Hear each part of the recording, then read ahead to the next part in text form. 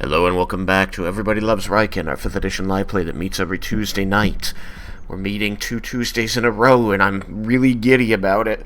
So, last time, the group finally got back together after dividing up kind of all around the world.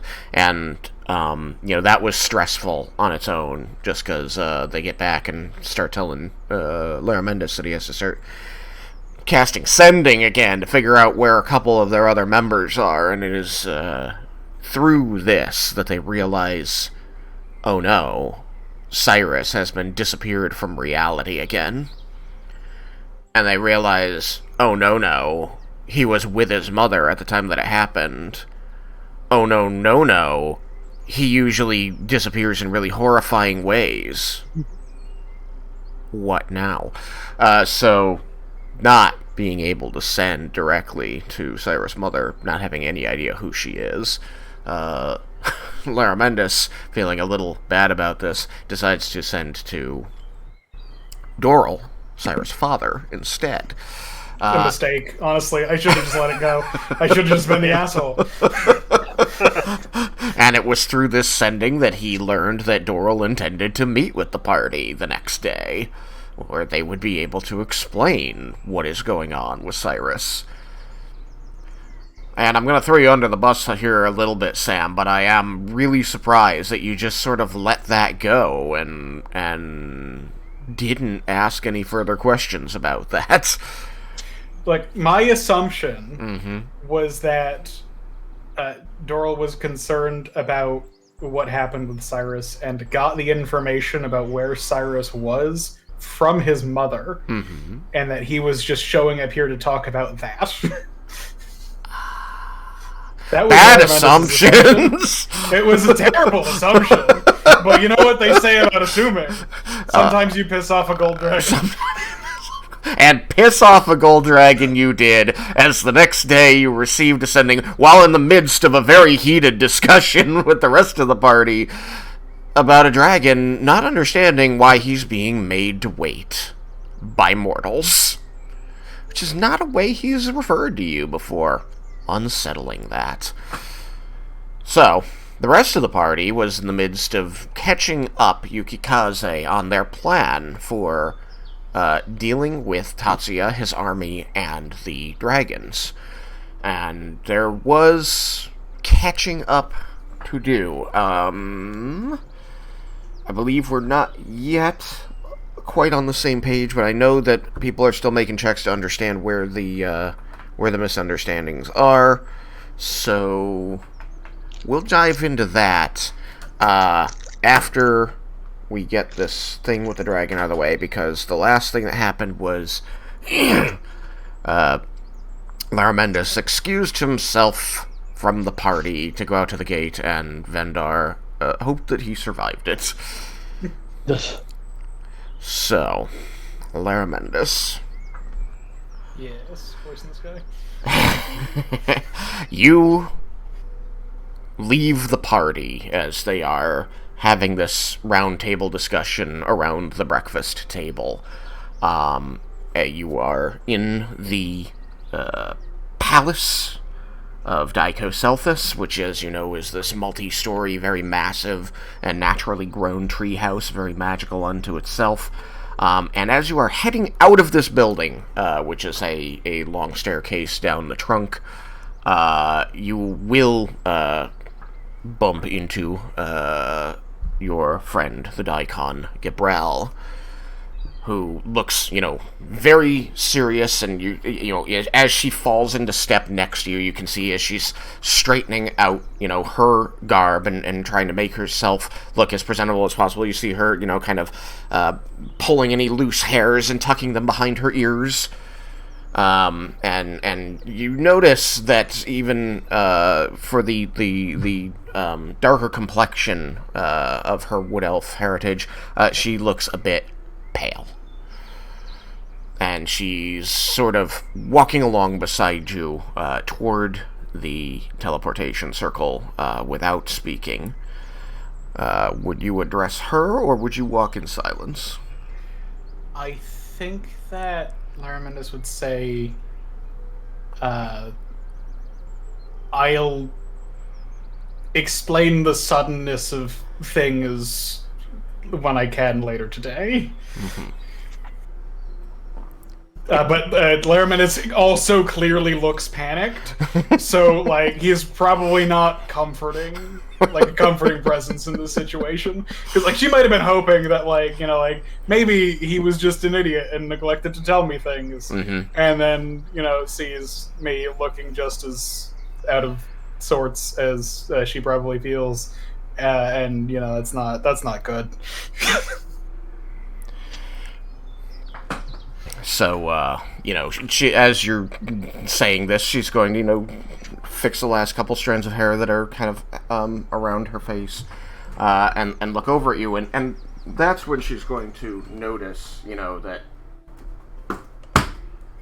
your eyes are a bit bugged out and worried looking, and she's going to mirror your expression back at you. And rather than a response, you're just going to hear, and she's going to, turn her face back forward and focus on where she's walking. So you head down onto the soft earth of the forest of Daiko-Selthis. What is that? Boom. There we go. And round your way past the Mages Guild. It's like a 1-minute walk in total. And very long minute. It is a long minute. And as you approach this walled-in swampy structure, you are going to see one of the mages from the guild kind of doing this elaborate bow, with a hand forward, almost a presentation, as this halfling steps out, and you notice that this halfling has a couple of flecks of gold across his face.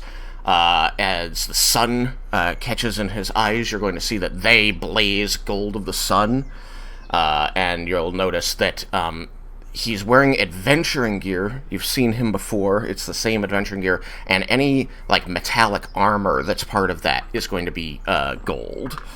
Mm-hmm. You recognize Dorill, as I say, and you're going to see Daikon Gabriel striding toward him, and as she begins to say, "Welcome to the city of Daiko," he's going to step forward, and he's going to grow into a gold dragonborn, and he's going to reach out a long arm and place a hand, an extended finger against her lips, and say, "I do not need your welcome, Daikon. Today I am here to see him." "You," he says, looking back at her and slowly drawing his finger from her lips, "will refer to me as Dorill for the duration that I spend in this city. Is that understood?" And, you can see her hands trembling at her sides, and she's going to, duck a quick couple of bows and say, "Of course, as you wish, Dorill." And he's going to grunt his approval and then shrink back to his halfling form. He's going to look up at you and say, "Are you going to explain here or take me to the others?" I think he would look around at, basically because of the other mage and everything there, and say, I think that we should go and speak with the others. Fine. Lead the way, elf. He's going to nod curtly at Gabriel, who is going to remain silent, but give a full bow toward him as he passes to follow you. You may have control of your Laromendis begins leading the way.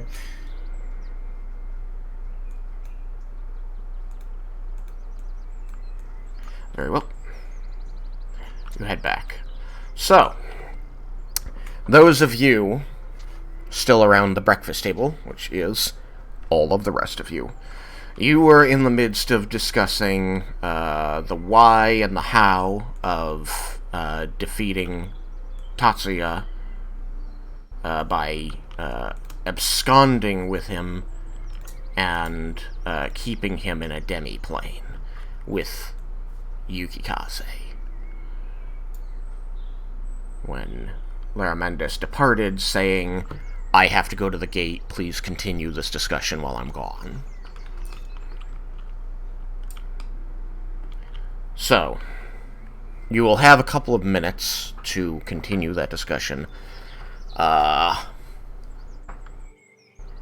Want to launch into that? I know that the last ones to speak were Yuki and Vendar.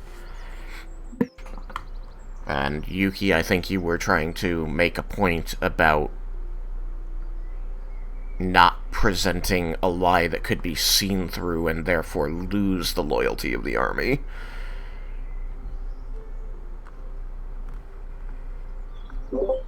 Yes.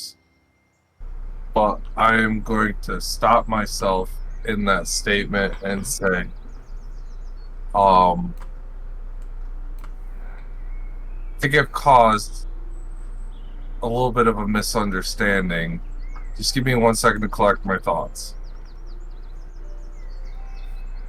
So you guys is going to take a second to think.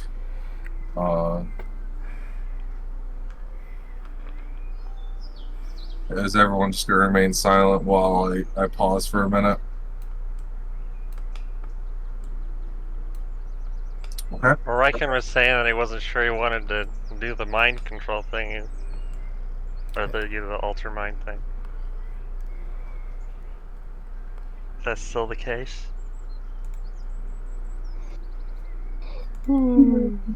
Raiken does have doubts about that.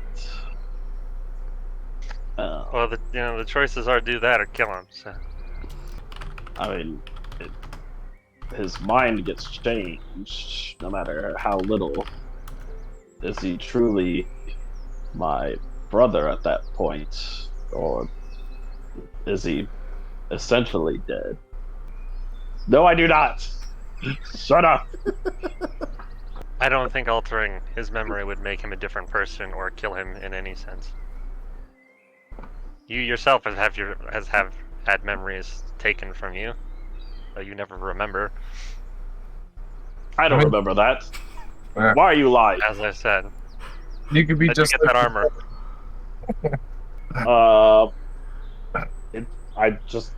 I got it after we went through a dungeon.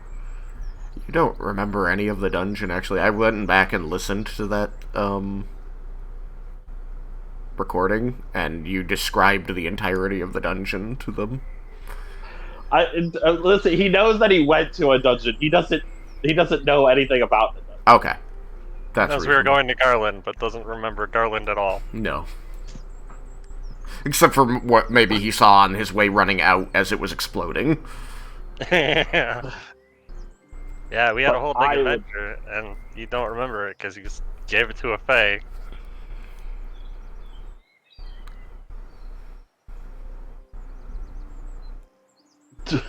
Raiken doesn't have anything to say about this. that is definitely true. He does remember talking to a fae and telling her stories, at least. He just doesn't know what stories he gave her. So are you just gonna, like, glare back at Vendar, like, not saying anything? Like, are you still you? Or are you dead? But that's different. I will know that his memories are altered, and therefore... Do you know that your memories are altered? Well, I don't know what memories are altered. For all I know, you guys are lying to me. Well, in all honesty, real quick chime in. We could alter your memories about us altering your brother's memories, and then you won't even realize we ever did it. At that point, why wouldn't you just leave him dead? I mean, I would say if it was my brother that we were doing this to, I would prefer to alter his memory and keep him alive and have him in my life, ideally, not doing psychopathic shit. But I mean, that's me. If you don't think it's going to be him anymore and would rather he just be dead, then we can do that too. But we can't just leave him out in the world to do this again. Would Ash have stayed here, Lair, or would he have gone with you? I think that he would have stayed here. Okay. Lingering Because next to Laromendis wouldn't have needed him for that, and like went out in enough of a rush that he probably wouldn't have even thought to. Recollect him. Yeah, Gotcha. So that probably means he's next to me because right, he's helping me. That's Yeah. true. I feel like he would chime in here and say, well, you have until whenever to make that decision, since your plan, as you stated earlier, includes keeping him suspended in the demi-plane until you are ready to resurrect him and perform the other spells. So perhaps this is not a decision that the plan hinges on, your plan.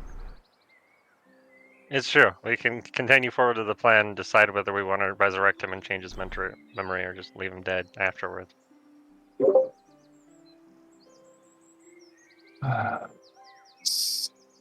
Alright, on that note, I've collected my thoughts a little bit here. So, it was more that since I was so focused on everything, I missed key points.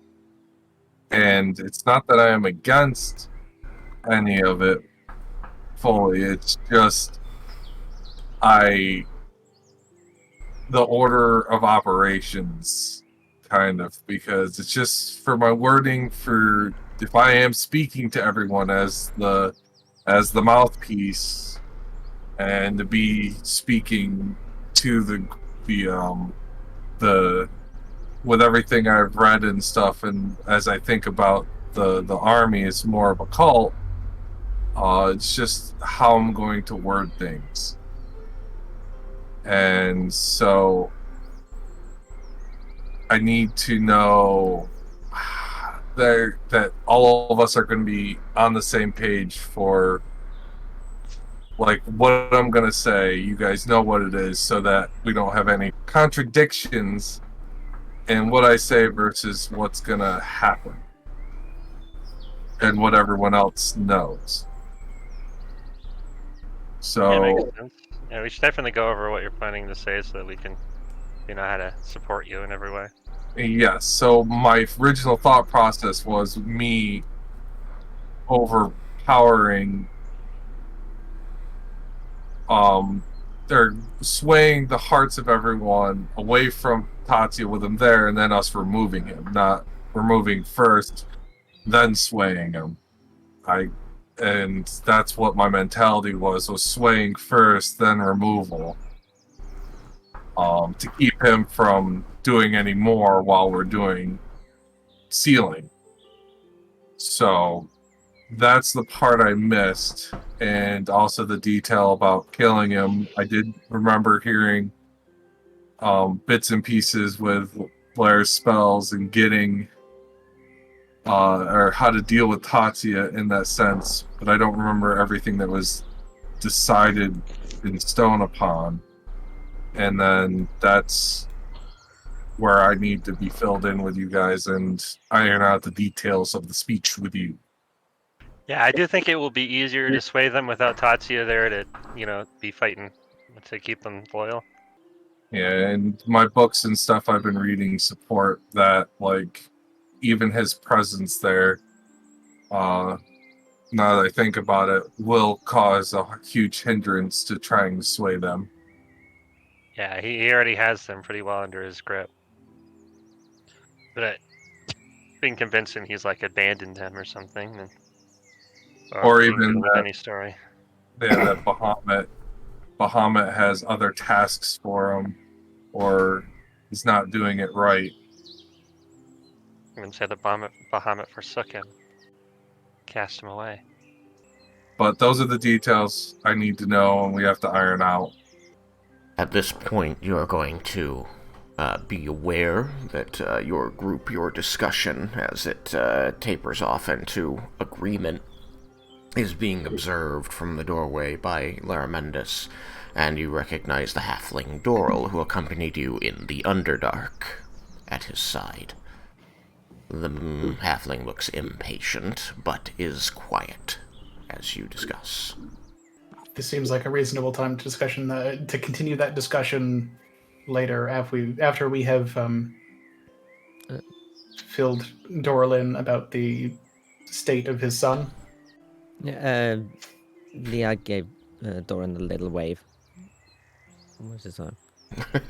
He's going to... You're going to catch his eye, and he's got a pretty hard expression on his face, but as he sees you, he kind of gazes at you for a couple seconds, and then you kind of see that expression soften, and a small smile curves his mouth as he dips his head slightly towards you. Then he, directly looks at somebody else in the room. You see his eyes veer away from yours, and that hard expression comes back as he steps toward the middle of the room, toward the table at which you're all seated and talking. And he's going to take a breath as he sets a hand upon it, and you're going to see that he's got to kind of reach up a bit to place a hand on it, and he's going to look at his hand a bit, and he's going to just grow so that he's not as tall as a human. He just looks like an exceedingly tall halfling, and he can sort of, the table's now shoulder height instead of above it. He's going to say, "My son contacted me yesterday, telling me that he was visiting his mother and was hoping to discuss your plans for the future and how I might be involved in them. And then I received a sending from Laromendis explaining that my son was gone and my wife would need consoling." She had a little glare at Laromendis. I think Laromendis looks confused. I visited the boy's mother and did what I could to set her at ease, though I'm told it was an incredibly traumatizing experience. So I'm hoping that before I offer any further assistance to you, you will do me the courtesy of explaining exactly what happened. The Feywild happened. Okay. Yeah. So at that, Laromendis will very quickly, because that's a very unhelpful statement, and there's an angry dragon right in front of him. So There's after not. our time in Sudaran, we went to the Feywild, and during our time there, came across a entity who called himself Brandon, with odd magic. Just fitting for the Feywild. But after our encounter with him, cursed Cyrus in a way that causes him to disappear. Stop being. Yeah, he just stops existing. And then he suddenly starts again at some point. There It's are very Pretty few... disturbing. There are very few draconic magics that could achieve such an effect. Yes, and it's a curse we can't remove either. And we really don't know what he was. He may have been a fae or something else, but A mushroom. he did turn into a mushroom. A He did mushroom. do that. There was also a dog that was a mushroom. And he I wish we could've kept duplicated that and dog. beat me. He was very rude. This was a creature that appeared as a man. He started as a man, and then he turned into a mushroom. In the Feywild, with dogs and strange magic. Yeah. You're going to see, Dorill is turning from his look between each of you as he's asking these questions and getting these answers, and as you confirm, those details, you're gonna see him. He shuts his eyes and his head just tilts back and back and back until his face is pointed straight at the ceiling, and he seems to be holding his breath.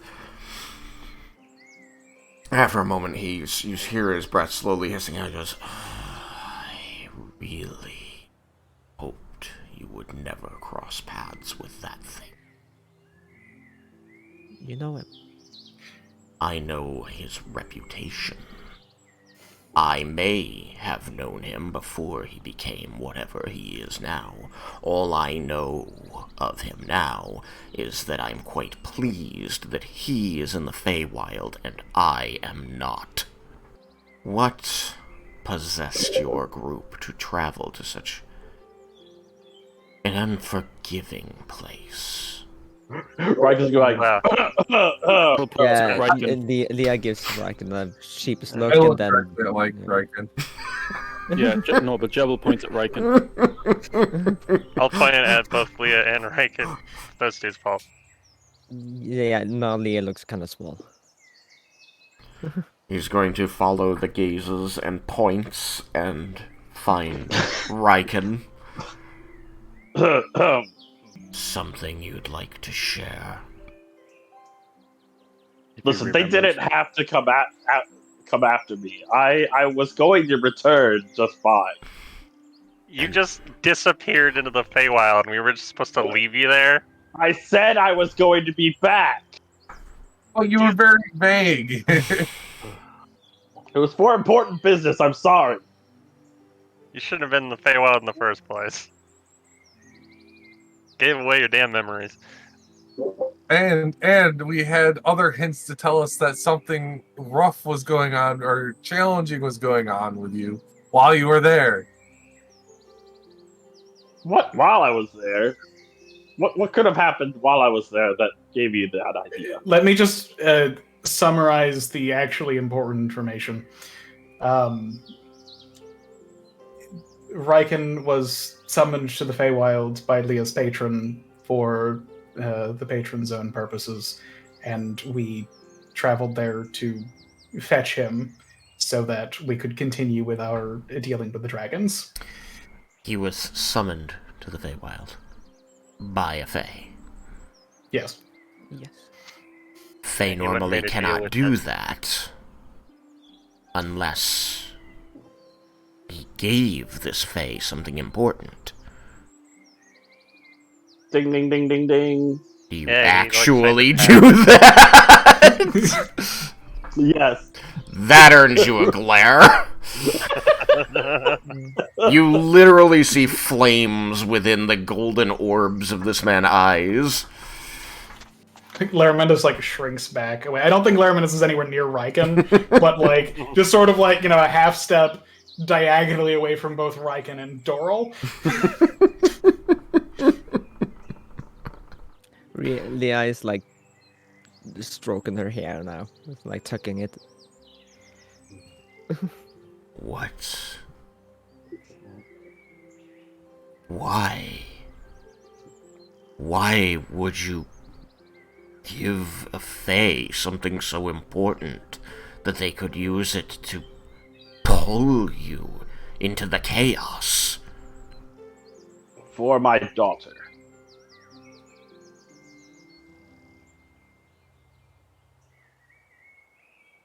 You're going to see the flames disappear from his eyes, and his jaw goes a bit slack as he seems speechless. Very well. But why did my son have to suffer for it as well? That was an accident. We encountered a roadblock on our way, and we didn't know what it was, so we investigated it. And he just ambushed us there. We don't know why he targeted Cyrus and not everybody else. I might. Pray to whomever your gods are, you don't meet this creature again for the rest of your very short lives. Would he have had any reason to know Cyrus' power? I mean, Cyrus used it in the fight. You fought this creature. Yeah, so we were like on the way from where we entered the Feywild to where Raiken was. And just like on the road, there was suddenly this barrier. And we crossed the barrier and we were then stuck inside his like manor that he just like left in the middle of the road. We He fought fought him. us, Well, he and attacked then we us. defended ourselves. Yeah, we fought back and then after a little while he turned into a mushroom and the fortress kicked us out and walked away. He's going to be... You see that Dorill is pinching the bridge of his nose, his eyes shut tightly as you're speaking.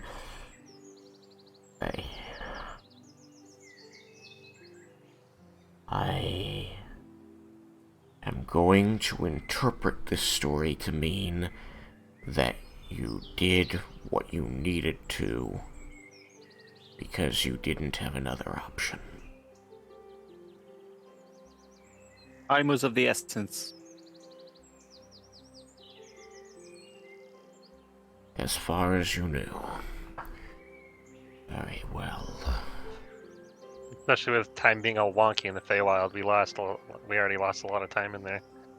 Whatever he is now, this Brandon creature was once mortal. Powerful in magic and seeking longevity. This would have been well before any of your times, he says, turning his gaze to Laromendis and looking severely. Well before. And this quest for power and longevity he was on was disruptive to the order of the world. And so the dragons then decided that he could not remain.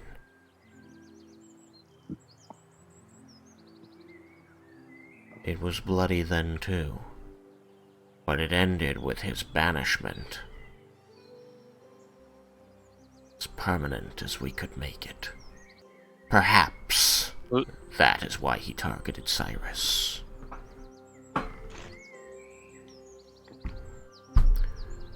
Jebel? Was he always, crazy? Was he always a mushroom? No and no. Admittedly, many of you mortals seem crazy to me. But you have precious little time to do that which you find important. And that seems to contribute greatly to your unpredictability. The mushroom thing I had heard. When you live as long as a dragon does.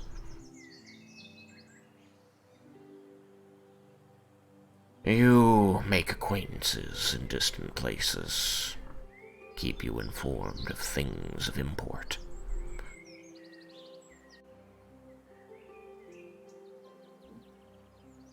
I'd hoped that was just a story, but it was how those of us that were there refer to him. The Fungus Man. Now we have another name for him. Ugly, though. I prefer the Fungus Man. I like the Fungus Man too. Anyway. He's going to... You're going to see his eyes track back up to you, Raiken. And you're going to see his brow crease. But that flame does not return. And say... For now, I will not lay faults and punishment for this cursing of my son on you. Thank you. We've a more important problem to deal with. One with a much shorter window for solution than that which afflicts my son. But know that I am gravely disappointed that it turned out this way. I am glad no one else was cursed. The affliction has not spread to anyone else? Not so far, at least. It has not Not appeared aware. to. I hope it can. And draconic means of breaking curses have been ineffective. We We tried tried. I can't remember. I think we removed curse, dispel magic. Yep. We've done detecting magic and like seeing what we could do there and Greater all restoration. that kind of, like greater restoration. So like I Laromendis knows all the things that we tried and their effects and what that entailed. Sam doesn't remember because it's been so long.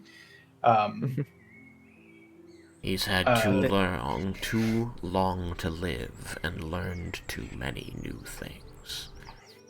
He will need to be dealt with again. I think we tried everything but fish.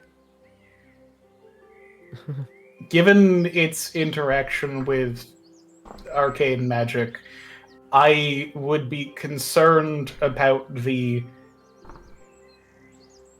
effects of a wish, even if it cured him, on the vicinity and the world.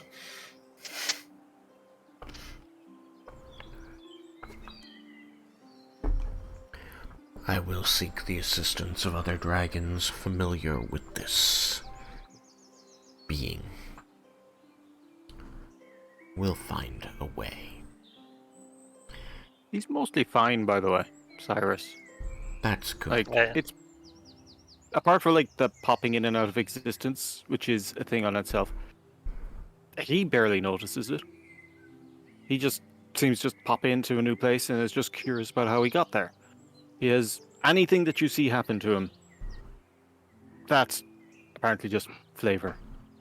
Yeah, he doesn't feel You any see him pain. It's melting, just, you see him reconstituting, whatever. That's just window dressing.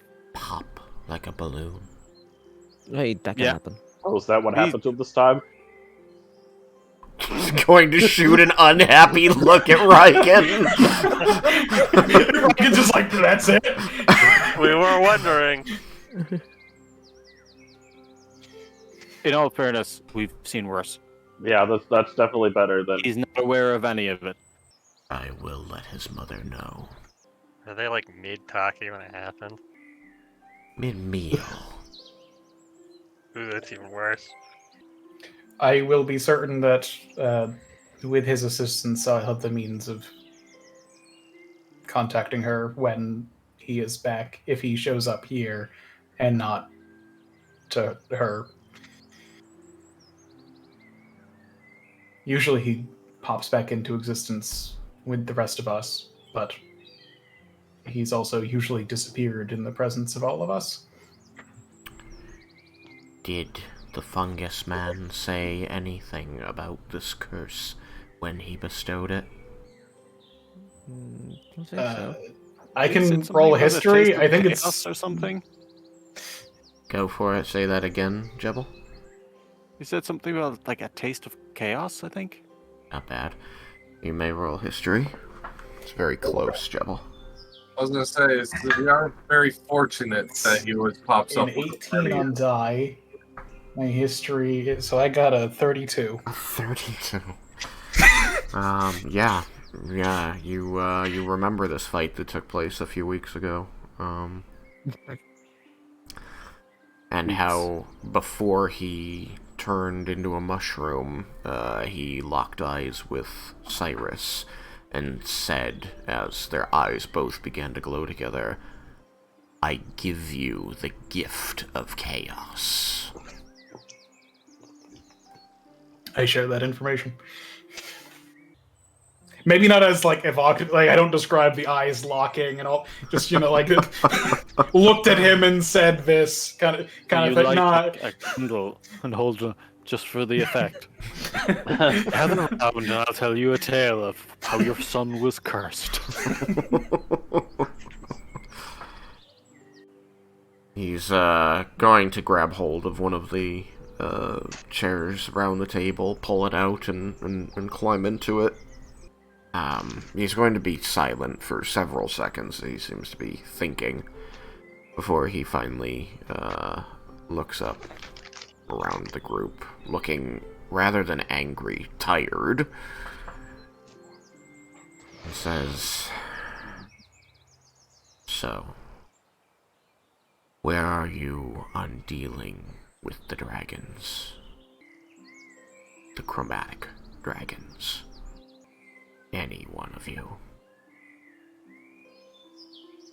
I look at Laromendis. God, Laromendis doesn't have the social skills for this. I believe we're still in the planning phase. No, I think we're more in the ironing out details phase. Yeah, planning the details.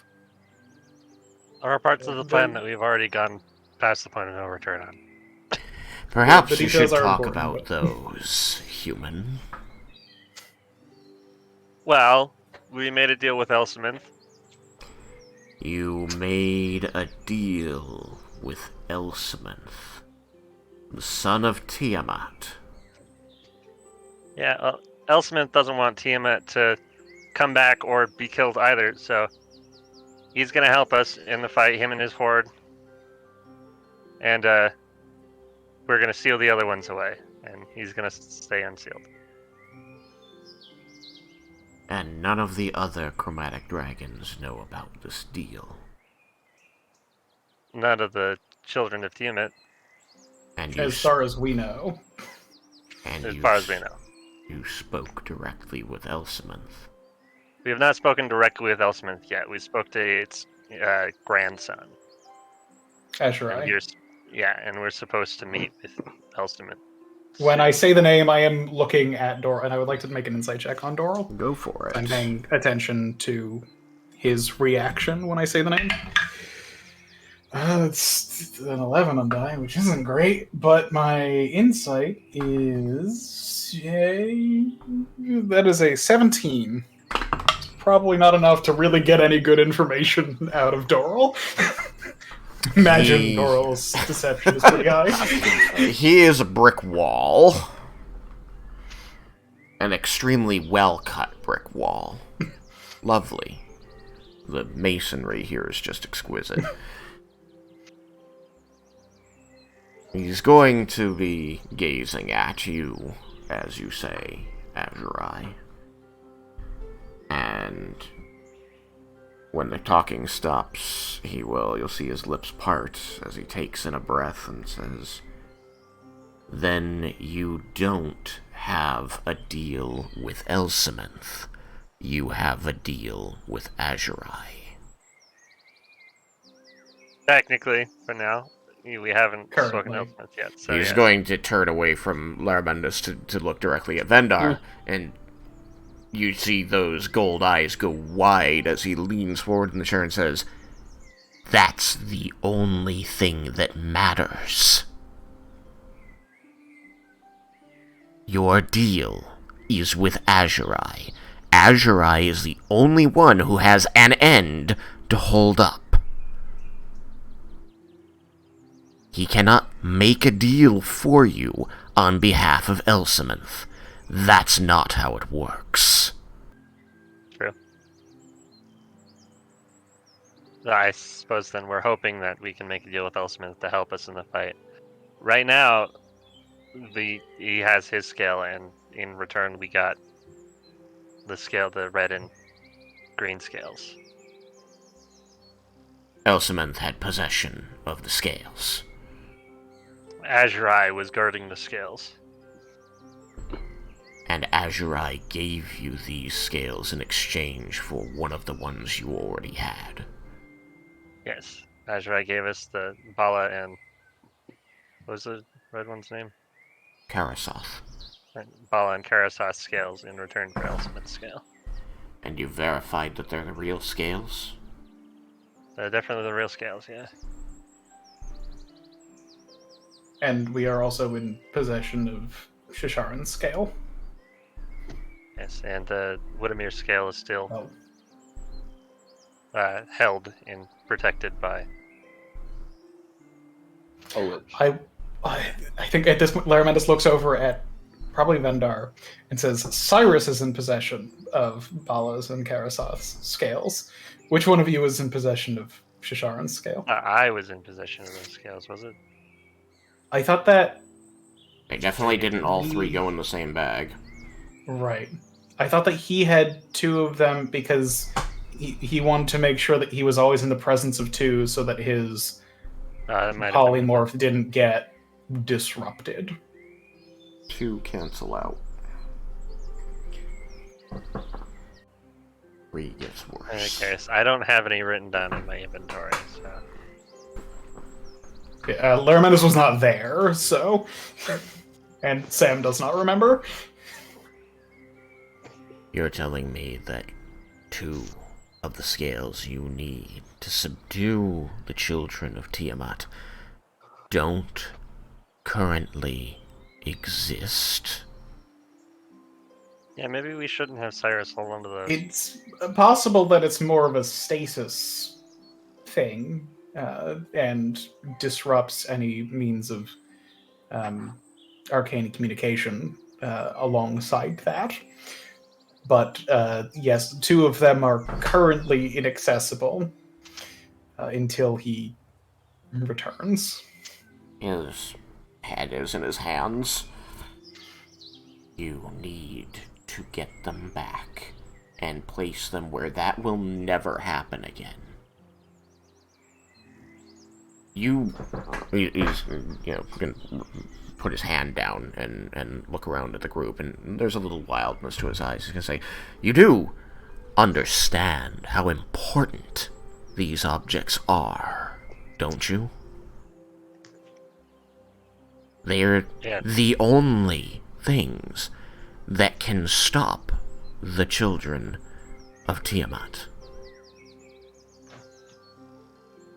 They held them in torpor for 1,000 years. He's going to look around and make sure that the area is clear. Raiken.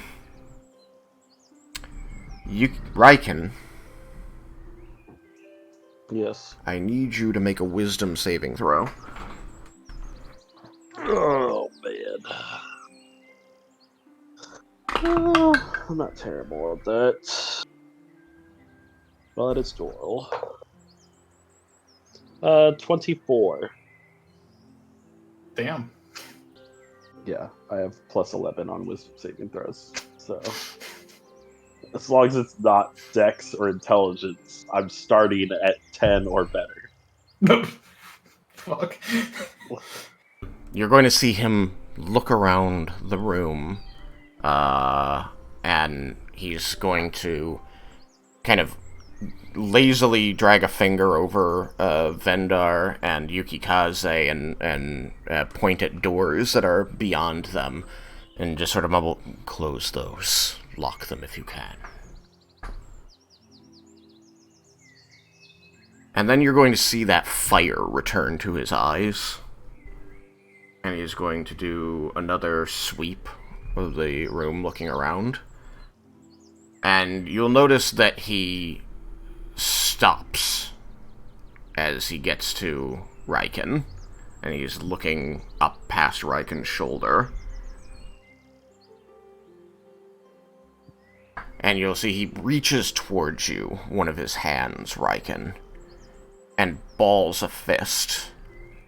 And as he does so, you all kind of hear just this tinkling like broken glass, but nothing in the room seems to change. Admirers in other places, adventurers? Something's crying at us? I'm not. Who is? Something was around. I really hope it wasn't Tatsuya. I think that we have to assume that it is, and begin. Voice in the sky. Me. The focus for gate. Yes. I got that last night. Because that's the diamond. Okay. I might have gotten that one like immediately because the diamond is a thing that they have, and it was the shape change one that was delayed because it needed to be Made. crafted, right? Yeah, that sounds correct. You've been here for 2 days solid studying. They would have gotten you the things that you'd paid for. So that means we probably talked about it before. He's going to... You're going to see that fire remains behind his eyes, and he's going to keep scanning the room, and he's going to wave his hands toward himself, calling you all to come in close to him. I'm assuming we all I move do. closer. Yeah, Ikazu do so. As he And continues not to make eye contact with any of you, as he seems to be watching all the corners of the room very intently as he speaks, he is going to say in a low voice, I feel that it would probably be wise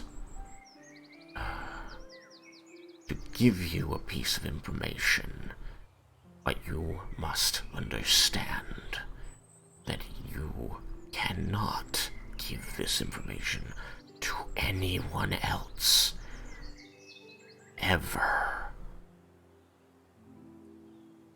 And without looking at any of you, he's going to say, do you understand? I need to hear that you understand this imperative. What I'm going to say cannot be shared with anyone for the rest of your lives. And give you my promise for how much it's worth. Understood. You're Cyrus's father. I will do that. You have my word. Yeah, I won't tell. In his scanning, he'll find Leah with his eyes momentarily and reach out and squeeze her shoulder before returning to scanning the area. Oh, Lorelei also promises. I forgot that she's there. Raiken, roll that wisdom save again. Jesus. That is a 26 this time.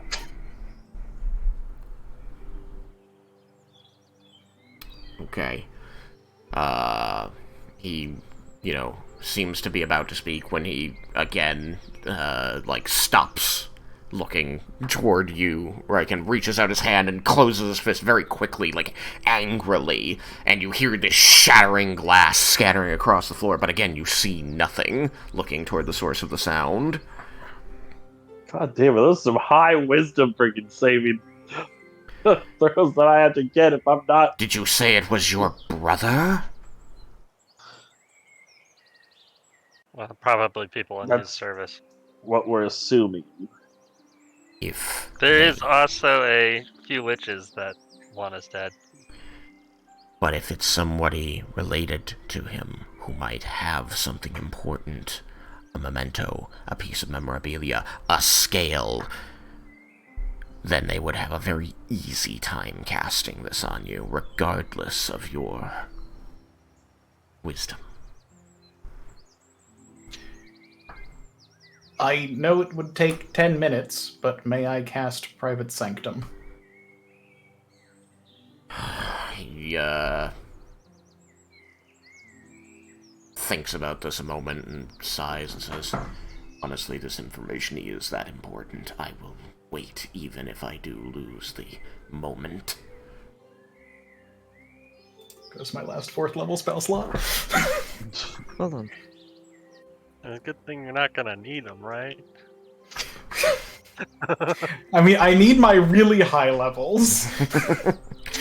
So you stay huddled up for 10 minutes until Laromendis indicates that the sanctum is in place, and it will prevent scrying from occurring.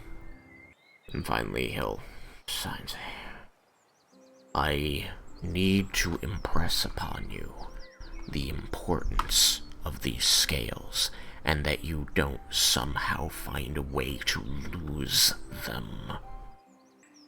As I told you, as you're aware, they are the only magical object that can prevent the children of Tiamat from wreaking havoc on your world, and they had been doing so admirably, so I need not prove that. But something you don't know is that it is impossible. I'm going to say that again for emphasis. Impossible to replicate them. If they were lost in another dimension, they could be found. You send them to another plane, they can be found. You bury them at the bottom of the ocean, it can be found. But something like what the fungal man has done, I don't know. And that terrifies me. So, I love my son, but he cannot be the one holding the scales. Not while he's been affected by the fungus man. Now, as to the reason for the secrecy. There is a lie that has been propagated intentionally through the world. And that is that the gold dragons that you know as the guardians of the cardinal directions. You've met one, Seltharis, the guardian of the east. Hold on, before you keep going, would Dorill have asked Laromendis with Ash to leave the room? Because he would know how Ash functions. So, like, Laromendis has promised that he'd take the information to the grave, but that doesn't bind Ash, and it would be unlikely that Ash would agree to that. Fair question. You can speak for Ash. I mean, like, I don't know for sure, but Dorill would know enough about how the Ion Stones function that I don't think it would be unreasonable for him to have asked. I just want to make sure that you thought about that. I hadn't. Given the way the Ion Stones function, he would want Ash not to be present. So I think in that case, Laromendis would leave with Ash. Does the Sanctum stay up when you leave it? I believe it does. You make an area within range magically secure. The area is a cube. The spell lasts for the duration or until you use an action to dismiss it. So, yeah, the area is up for 24 hours unless I drop it. So, Laromendis would leave. And I think one of the things is sound can't pass through. So he would have done that one too. So he will step outside the area. So that, and then, it clearly indicate that he is outside, like that he can't hear. So Laromendis would not be present for this. He's going to. You probably want it also to be opaque so that there's no like a chance of lip reading or anything too, right? Oh yeah, that's another thing. So yeah, that basically, I think there's no reason not to do all of the things. Probably not. So in that case, yeah, like Laromendis steps outside, you can't see him, or you can see him, I think, because it prevents vision through it. So I think it's opaque both ways. Yeah, I think it's opaque both ways. That's weird. Yeah. But anyway, so yeah, Laromendis is through. The rest of you will notice that Dorill's a little disappointed as the elf leaves. I am also disappointed.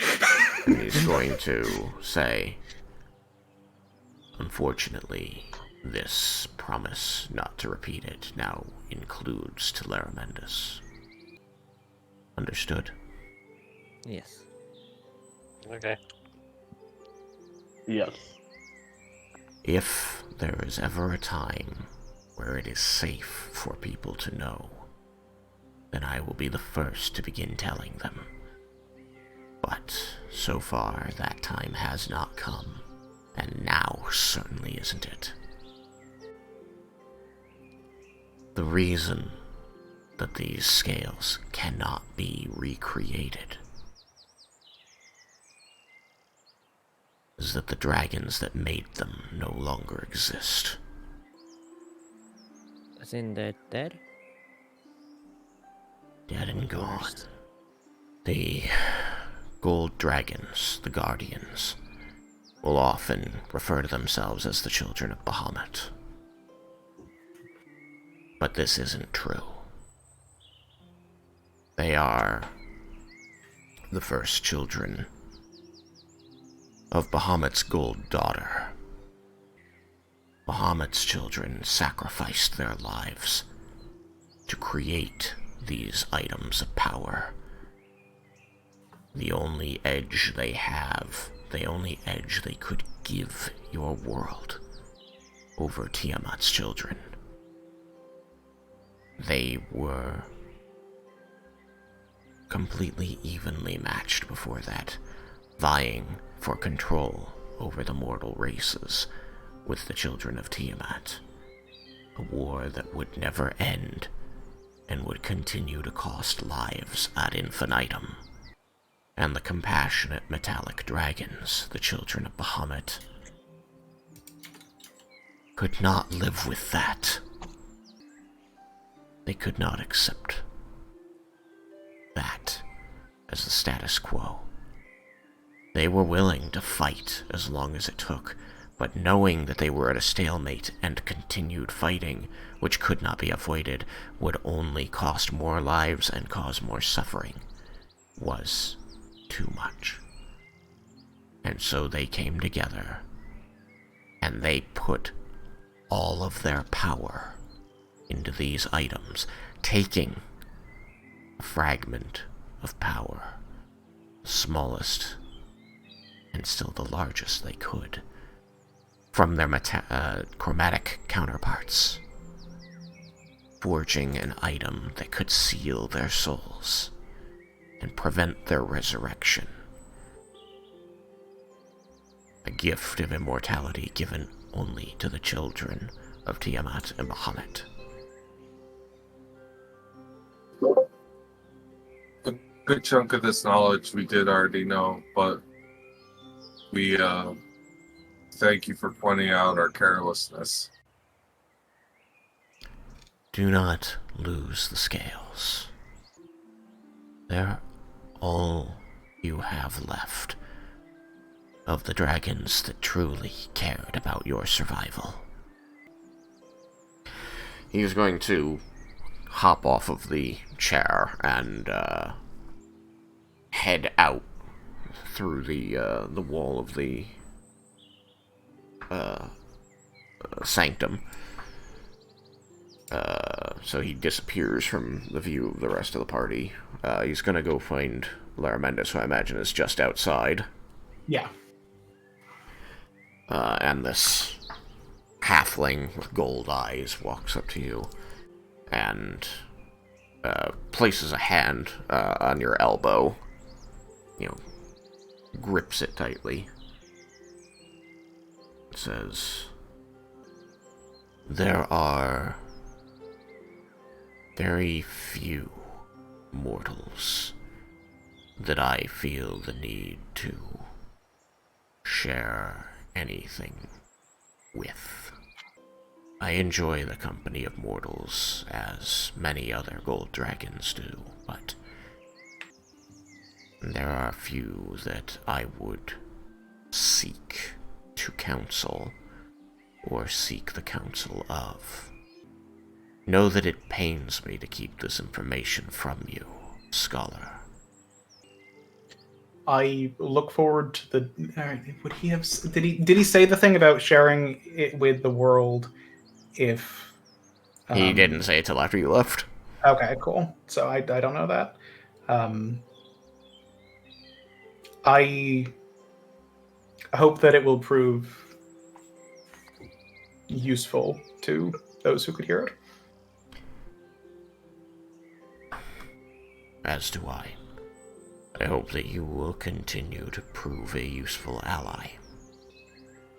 It is one of my sincerest desires.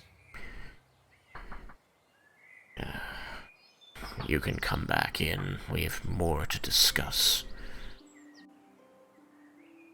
Laromendis will nod and then walk back inside.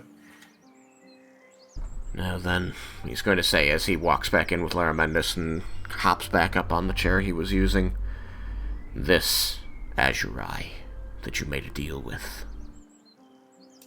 I know him. He's shrewd. Clever. I've never really heard him speak of his sire, patron. So it surprises me that he would work hard to keep Elsimenth alive when doing nothing would guarantee he's gone. He's a collector, as many blue dragons are. Oh, so it might not be the sense of helping Elzama as more just having something to add to his collection? A collection is only good as long as you are around to enjoy it. For some reason, Azurai believes that he has a better chance of getting to continue enjoying his collection under Elsimenth than under Tiamat. That should tell you something about Tiamat, but it tells us something more interesting about Elsimenth. That Makes sense. his kin feel empowered to autonomy even with him awake again. But if you think the scale is what he's added to his collection, I think that's wrong. He is going to eye Laromendis and say, I think you might have guessed.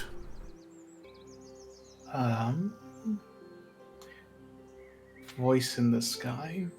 I know when we were talking to Azurai, Laromendis' biggest concern was that we were the ones added to his collection, because Laromendis didn't want to be a Blue Dragon's pet wizard. Mm-hmm. Well, I hate to break your bow there. Do I get the sense that I was accurate in that belief? Should I roll? No, I believe that the look, the glint in this gold dragon's eye is enough to confirm that to you. Given how Dorill looked at me, do I feel like it's more like we, like it is like we, or because he wants everybody, or I don't feel particularly called out by the blue dragon, right? No. Okay, cool. You're a matched set, as they say. Yeah, cool. I think Laromendis will, grimace at that statement from Dorill then, and say, I think that we will likely find it difficult to fully escape from Azurai's clutches. You don't think that could be his scrying orb, do you? Laromendis seems thoughtful at that.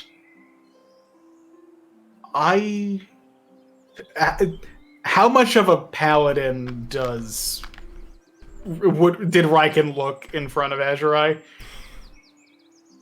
Like a lot? Yeah, I mean, he was wearing his futuristic armor. Like the most paladinist paladin that ever paladin. Which has symbols of Chord on it. Yeah. So I think Laromendis would say, were I Azurai, I don't believe Raiken would have been my first go-to to scry on. Because I think looking at the party and the fact that I know we didn't give any, it would have been difficult for Azurai to obtain something from us to use as a scrying focus. Mm-hmm. I think that Laromendis look at Vendar like very pointedly at this point, because I think Vendar's probably the one. Like, if Laromendis needed to scry on anyone here, it would probably be Vendar. Man, he's saying Well, mean scry things on about you, me. Vendar. Why is that? I See am the things that don't want you to see. particularly magically inclined, as was Cyrus clearly, and Leah clearly, and scrying on people who are magical tends to not always go the way that you would like, if only because they have a better chance of being able to see the sensors. You see Yuki as they smile. Yuki's just as non-magic as me. He is also clearly wearing many emblems of a god, and so my concern with him would be that he is divinely protected in some way, which is my concern with, which would, were I Azure, I would be my concern with Raiken as well. I'm just some guy. Squeaker's just going to pop up off on top of the hat and say, "Does he think I'm not a symbol of a god?" Yeah, seriously, I got a symbol of a god right here. I'll point to it. Squeaker's Does just Azure chittering at you. Does Azure have any reason to have divined the nature of Squeakers? Lord Squeakers? The second. How should I know? I don't hear that.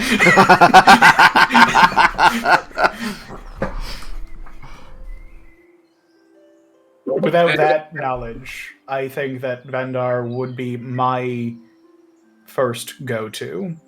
And Very well. with some dragons, especially the evil ones, don't they look down on humans more than most other races, or? Blue dragons, as a species, are interested in the usefulness of anything and anyone in their environment. They are more likely to approach, keep, and value mortals than any other chromatic dragon. With the exception of red dragons who want you to pay them homage. So to answer your question, Yukigaze, yes, many chromatic dragons look down upon the mortal races, but not blue dragons.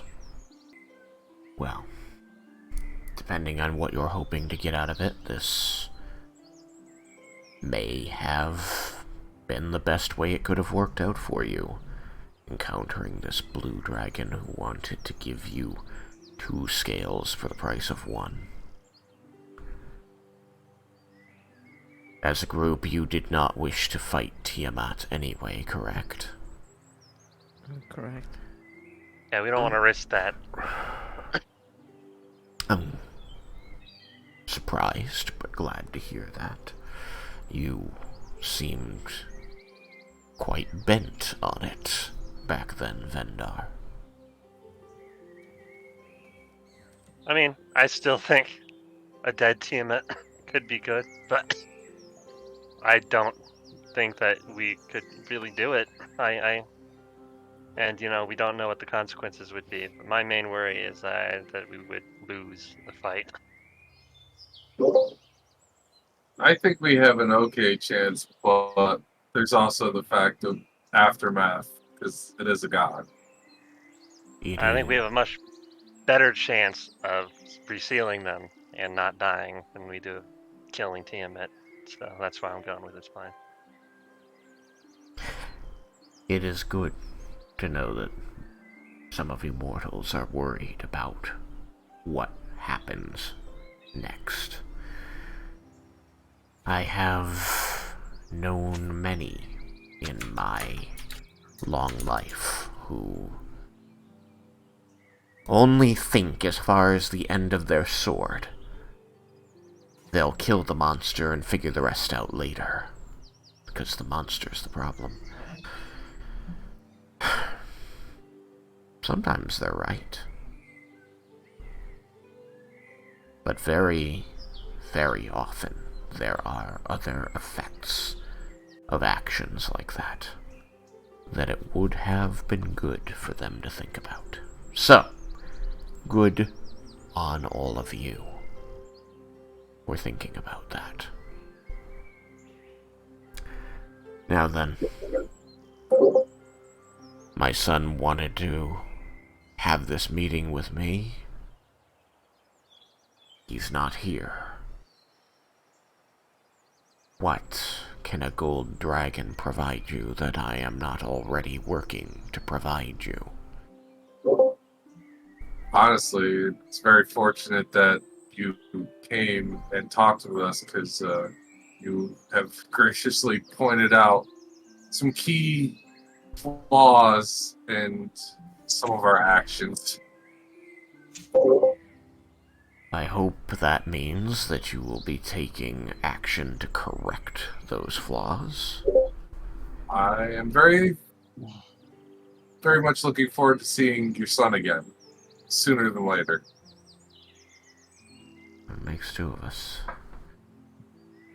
But it does not answer the question of what it is you plan to do and what you need in order to do it, and if anything can be helped along by me, or if I should instead return to convincing other metallic dragons to my cause. I do not know what Cyrus's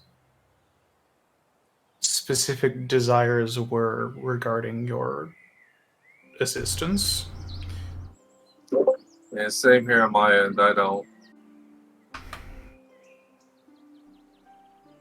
Well, he was non-specific with me. He simply said we should meet, and I let him know that I was in Thanandir, trying to conserve spell slots by traveling by wing.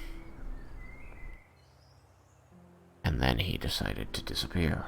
And so that didn't happen. I instead got to teleport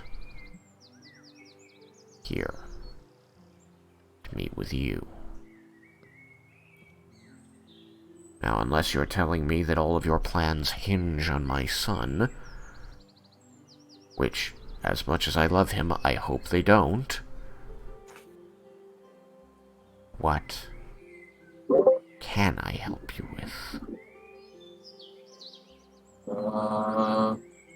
Well, next step of our plan is to deal with Tatsuya and take over his army, his cult. So our next course of action should be discussion on our details for addressing them and our battle strategy for Tatsuya. Shall I sit in for that? If that is something that you wish, I think you should. Very well. What is there to drink here? What do you want? And I'm sure I can go and see if I can get the Daikon to approve anything that we might need wrangled. Daiko-Selthis is famous for its tea named for my mother. I would like some of that.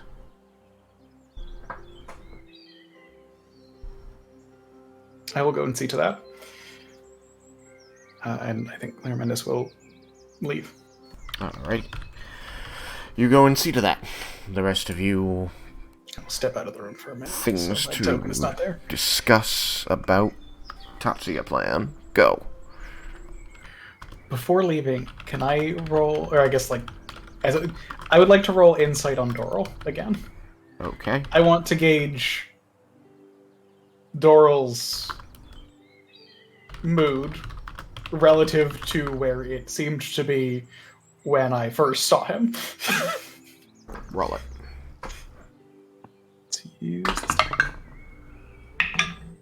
That is bad.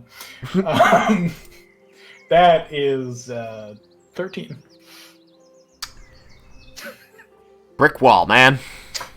Yep. But not currently yelling at me. So, like, honestly, great. Yeah.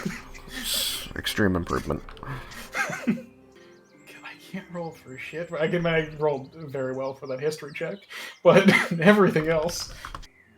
It was mentioned last time that you want to use gate to pull him into a demiplane and subdue him. But what hadn't been decided is if you want this to occur in view of his followers or not. If you want to make it look like he's being pulled into a celestial plane of Bahamut or not. And what the benefits or risks of those plans are. So maybe you want to hammer out that detail before you have Laromendis cast gate. I don't know what is this gate spell? Like, I don't know what exactly it does again. It opens a gate at his location and pulls him in. Like, no restriction. Like, Yeah, pretty much. It's a powerful spell. There's Horrifying. Rips him, there's no rips save. up wherever It's he is. literally one of the worst things that you can do. really? All right. Laromendis is not there to comment on the spell, though. Oh well, Blair, come on. No, the Laromendis went out to go get tea. But all of you, like, everyone knows how Laromendis has described the spell functioning, so... Okay, I am also bringing it up because of my absent-mindedness while we were planning stage. So reiteration is good. All right, but we can't influence or project anything before we pull them in, though, right? Because there was a thought process to show an angel. You want to just come back with that tea, Lair? Yeah, I can come back with the tea. But Okay. like, I was gonna say, this is what Laromendis had told you, an hour ago. But Oh, Laromendis can come back with the tea.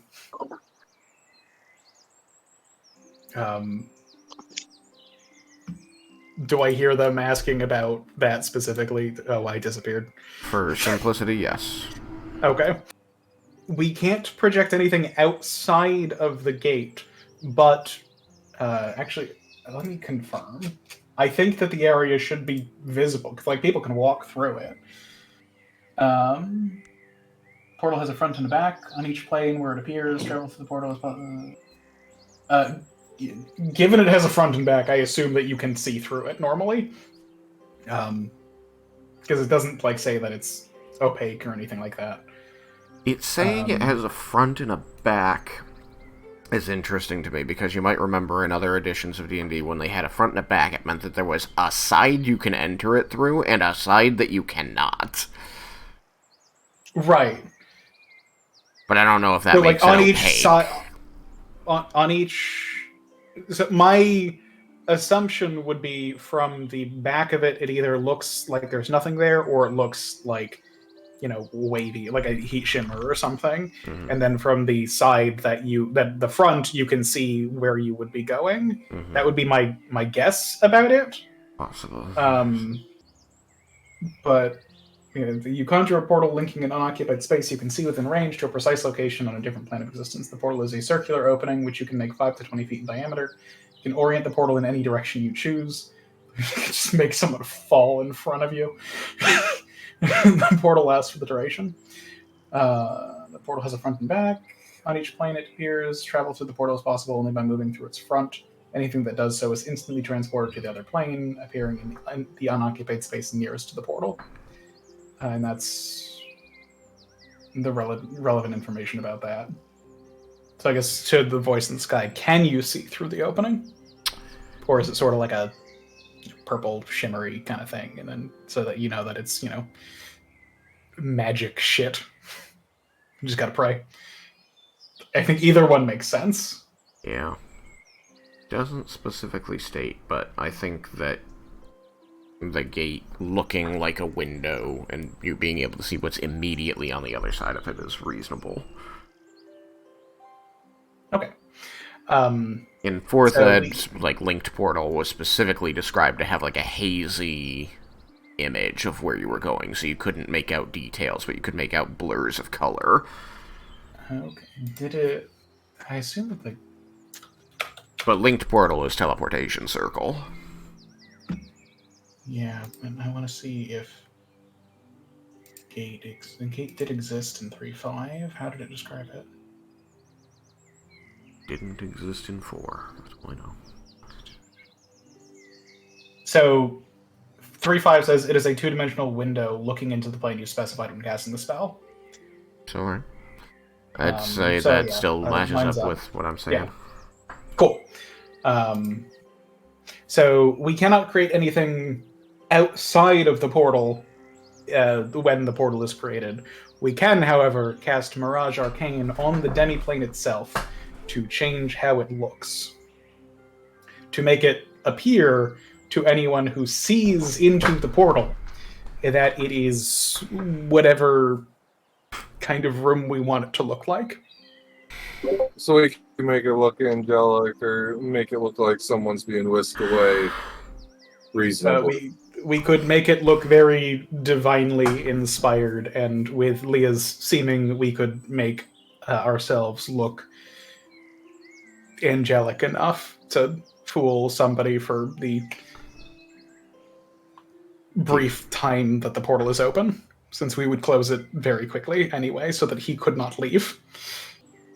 I think as Laromendis continues to describe the sacrilege in front of Dorill, just sort of slows down a bit, is looking back at basically this. I know this doesn't sound good, but Dorill is slowly with 2 hands bringing the cup of tea to his lips, sipping on it. And remember that he is a gold dragon whose aspect is fire. And you see him very gently sipping and I go, ooh, that's hot. Continue. Wait, so real quick, are we the room is gone, right? The thing that unless somebody has specifically asked Laromendis to remove it, it is up for 24 hours. I want to say we're back in the sanctum because he kept crushing those scrying orbs or whatever was there spying on us. So I think no, you have it correct, Yukikaze. Yeah, that's what I was crushing. So yeah, we should remain in here for the duration of this. Right. Sorry, it popped in my head for a second. Another thought that has occurred to me, if our intent is to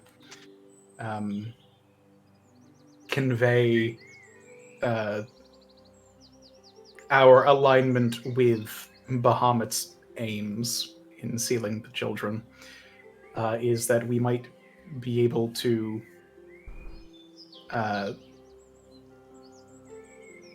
try and ask Seltharis if she could lend weight to our statements. You want the Guardian of the East to lie for you. That's fascinating. He just smiles and takes another sip of the tea.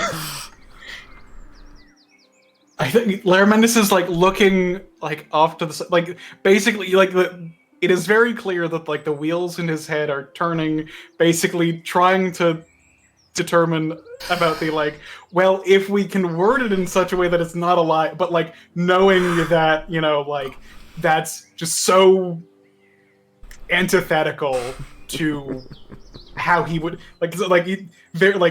trying to bend the truth for this that is really not something that he wants to do or is comfortable. So like trying to convince somebody else to be like, no, it's not a lie. It's like not. It's like it's very clear that this is what's going through his head. Like for just a moment, you'll see that cup straighten in his hand. Be like, my boy, there's smoke coming out of your ears. If lying is so difficult and distasteful for you, I think you have an expert here. And he's going to, like, slowly turn in his chair with the cup still positioned before his lips until he finds Vendar. And he's very charismatic. I can do the lie. He's going to nod at you and say, you agree with the plan to have the Guardian of the East lie for you, to convince this army that, what was it, that their old leader is, not coming back and to listen to you? Was that it? Yeah, pretty much. If we could get her to help, that would be that would help. That'd be some favor you'd have to call in with a dragon. I don't know dragons to owe favors to mortals. Well, We did save her life. There's a bit of story behind that. The Guardian of the East owes a favor to... And he takes the hand off of the cup of tea to run his finger across you, from his seated position. You lot. Yeah, actually, that's why one of the liches is after us. It was before he was a lich, but he captured her while she was in human form and chained her with some sort of magical chains that prevented her from being able to transform, and sacrificed her. So she was like full on dead, and we brought her back to life. We saved her. Yeah, we defeated him and then brought her back to life. Huh. Well. Yeah, that'd probably do it. Huh. You brought back a gold dragon. The gold dragon. Yeah, we have a lot of interesting adventures. And you can communicate with her like you did to me, then, I assume. I think I'm still wearing. I should be still wearing the bracelet. Oh, you're gonna show off the bracelet. Yeah, I lift up my arm and be like, yeah, she gave this to us to get a hold of her. Showing the bling. He's going to kind of get off of the stool and hold out a hand to grasp your arm so that he can take a closer look at it. Are you going to let him? Yeah, Cyrus is dead. I trust him and all that. So yeah, of course. He's going to take your wrist and pull it toward his face. He's pretty short, so you kind of have to bend down. And he's going to finger the little amulets that make up the bracelet. And then you'll see him kind of wave a hand over it, and you'll see this glimmer run around the band, like this gold shine. And he'll pull his hand back and go, well, it's a genuine article. You really did get that from a gold dragon. Well, all right then. I would give a lot to see her do that for you. So, that's your plan then. You're going to use a terrifyingly powerful spell to pull this young man's brother halfway across the world, actually into another dimension, right? Yes, Yep. it does not function on the same plane of existence. we will do it into a demi-plane. You're going to kill him. And then you're going to pop into the place that you took him from, call down Seltharis herself to say what? Bahamut has chosen you lot to carry out his will, and he's changed his mind about killing Tiamat. So say the Guardian of the East, and Bing Bang Boom Army's yours. General idea. Okay. Not worded exactly that way. But yeah. And then you're going to take that army and march it to the Chromatic Dragons and kill them. And we need to make an amendment to the plan, too. We need to figure out if Elsameth is going to be there or not. Because... We haven't... Yeah, we were supposed to talk to him at some point soon. Yeah, and we need should to do that before we go fight the dragons. Yeah, because if Elsameth joins and we don't have a scale, we're kind of fucked on sealing them. Sounds like you need to talk to Azurai. Yes. To the voice in the sky. Hmm.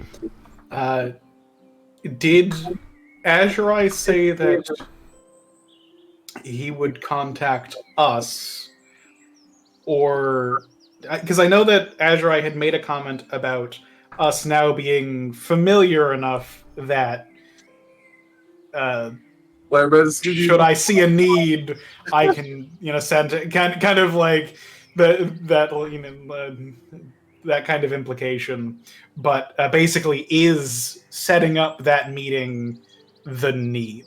So are we waiting on his pleasure, or did he want us to come to him and owe him more for setting that up? I want you to make 2 rolls for me, Laromendis. I've been doing very well at those. I want you to roll history. Okay, I'm good at that one.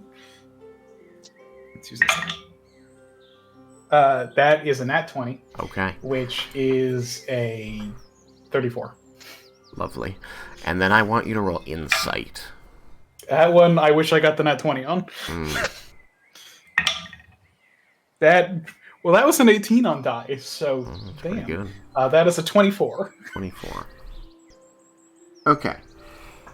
Here's what you know.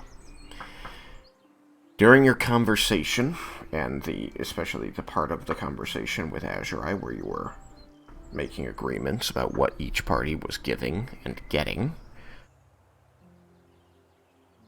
he said that he should be able to get you in to speak, or get you an audience with Elsameth. Yeah.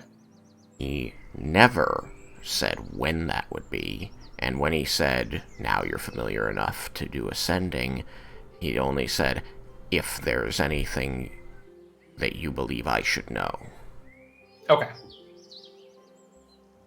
So, I don't think that I should send to him to ask about the audience, because that doesn't...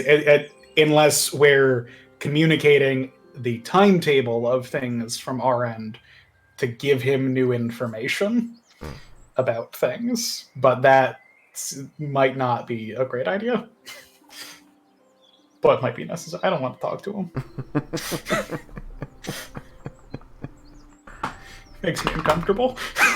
Talking to dragons. Any of them. Well, unfortunately, you're the one with the spell slots. It's true. I believe it was said out loud that you were going to be meeting with Elsameth. Is that correct? Just now. I was saying that we need to figure out if Elsameth's going to be present at the fight, or if not. That's what I said. Because I think Laromendis would have summed up the information that he is the vibe and the information about the sending and things to Azure about the audience. So I think that would have been mentioned. Mm-hmm. Okay. To Yukikaze, Dorill is going to say, well, all of the information that I've managed to gather over the past couple months has indicated that the children of Tiamat have fortified themselves in the northeastern part of Ebengard and are gathering their broods to them for a final showdown. All four? All four that are up, assuming that nobody has raised Widemir when I wasn't looking. No, Widemir is still guarded by a full-powered lich. Huh. Not a demi-lich. Not anymore. Yeah, he powered up because he thought he might need to defend the scale.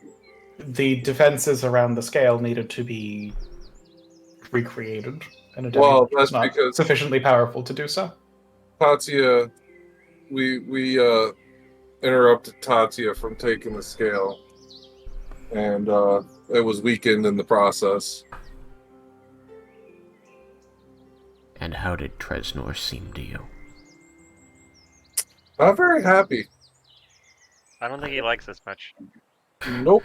I mean, how in control did he seem to you? I want to say, I don't know if you want me to roll for that, Tristan, that he's still pretty faithful to his cause to the extreme. Is he a danger to the people that live near him? No, I believe it's pretty isolated, and all the people that are there are also loyal guardians of the. He was very displeased with the need to take this action. But he did it. I'll Yes. look in on him. That's really sad, you know? Out of character, the temptation to look at Raiken and say that it could probably have been achieved with the Zidrum instead of a soul. Like, the out of character temptation to do it. I think Laromendis does not have that desire in this moment to share the information that he thinks that with sufficient amounts of residuum a lich could sustain themselves. That seems like an area of magical research that would probably be a bad idea to go down, and so he's sort of just like paused there. It does likely seem true since we found the lich with all the residuum, and she was still a lich living in isolation for 500 years. She was getting bodies and souls. Oh, she was? Alright, people, anybody that was in the desert. The storms carried them to her. Yeah, but that's all of that is out of character stuff. So Laromendis does not actually make a comment about that because he cares about Raiken's safety. Yeah. So that was in the moment of the mind of Laromendis. Yeah. It really is sad, you know. Such a powerful wizard. That'll be 3. He says, like, a little absently, just sort of nodding to himself. 3 in 1,000 years. 3. What, you know of the 2 previous times? And there was 2 previous times? When he became a lich, he had to make a sacrifice. And then he had to sustain himself before realizing that allowing the power of the soul to ebb would not mean his destruction. Just a weakening of the mind, which at first he feared, but then, after that second sacrifice, determined that being fully himself was not worth the cost of lives. I have a lot of respect for him. Yeah, unfortunately, we forced his hand. Well, with any luck, your remorse knows no depths, and you won't let something like that happen again. Yep. It will not be because of us. Everything eventually changes. Everything that lives eventually dies, even the dragons. Most of them. But when you live that long, two things happen simultaneously. One, you get used to them ending. You visit a city and you see the shining faces of the children who've heard stories of your greatness from their grandparents, meeting a dragon for the first time. And then you travel, you do your job, and you come back to that city thinking, I sure have probably missed some interesting things, but it's good to be back. And you don't recognize anyone. And there's still perhaps a celebration or many people interested to see you, to meet you, but it's different now. The stories they tell aren't the ones they used to, and maybe now they're less accurate. But you thought you'd see those children again. Maybe they're a little older. You realize that was 80 years ago that you saw them. And humans don't live that long.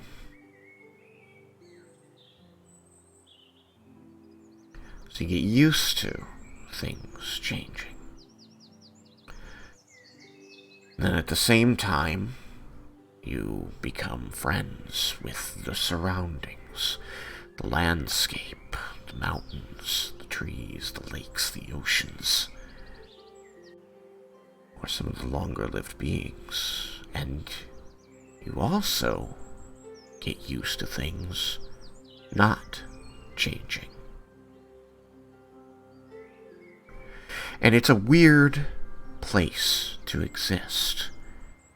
Having this list of things you know will probably outlast you. And this other list of things that you feel like you blink and they're gone or different. All of that to say that while I don't condone all of Tresnor's actions, I have great respect for the resolve with which he committed them. He knew what he would be giving up. He knew the price he would be paying. In some ways, well, it reminds me of an old story that has been lost to time. He says, and he's going to turn so that Laromendis can't see his face, but to those in front of him, which may only be one or two of you, he's going to wink.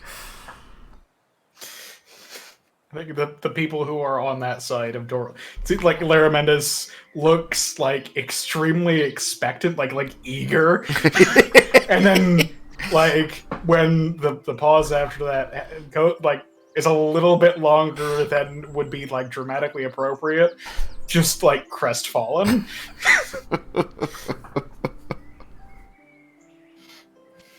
He will turn back and pat your arm. Anyway, enough about fallen heroes. For the time being, the white scale is protected. You have a semblance of a plan to draw off Tatsuya and take control of his army with a favor you can call in from Seltharis herself. Alright. Then if there is not a part of this plan for which you need me, I've finally managed to convince a delegation of silver dragons to plead my case to their greater brood. I think they would be most useful in the north, aiding you. So I'm going to see if I can swing that. But that's as far as I can push that one, so I'm off. And he kind of, like, you see his eyes unfocus as he seems to get lost in a thought. As brass dragons. I'm off to see the brass dragons. I would like to make an Arcana check to know what I know about brass dragons. I appreciate everything you're doing. God damn it. It's an Arcana check, so it's a 25. Wow, I rolled like a 2. I rolled a 5.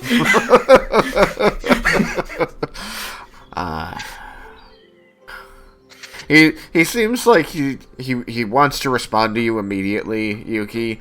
But he heads off the response and drags it out as he rethinks it. And says, "Yeah, I also don't want to see the world destroyed by Tiamat's children, so doing what I can. Whenever my son reappears, 2 things. What are they?" Make sure your wife knows that he is safe. And No. make sure that you know that he is safe. No. Take away the scales from it. No. Take the scale from him. Thank you, Vendar. Get the scales. Yes. First thing you one do when thing. you see him, you take his bag of holding and you take his scales out. Raiken said it too. Okay. Thank you, Raiken, as well, then. I said it louder, though. He did. Yeah, He said it louder. That's the way it works. Get the scales. And then send to me. Does Cyrus have sending? Can't we just have him send to you, right? Cyrus has a stone that he uses Oh. to communicate with me once a day. Which, given his stasis, might not have... Reset. yeah. And he also doesn't usually use it to communicate with me. That was a lie. He uses it to communicate to his mother, Laromendis. Armenta smiles. Please stop calling her my wife. Very well. We're not married. No I- mortal Out of character, bond. I thought that he called her his wife earlier in this conversation, which is why I Yes, said that. he did, but Okay, that's cool. specifically because you had been using the term. And I thought that I had dripped sarcasm on it, but apparently I didn't. I only glazed it. I thought I was always saying Cyrus's mother. No, you've said his wife 3 times in the last 2 sessions. I've kept count. Okay. He doesn't seem angry, just so you know. Yeah. He does seem So I as a emphatic. character, didn't remember saying that before he said the word. But yes, I, as a DM, did make the choice to have him use the term wife this time, and I thought that I had put more emphasis on it to draw attention to it. But perhaps I didn't say it the way I thought I did. But in any event, he says, we're not married. No mortal ceremony has that much meaning to us. But she is his mother, and I do care for them both. And if you say wife to him or to her, I'm not going to hear the end of it. And I would like to. Understood. Thank you.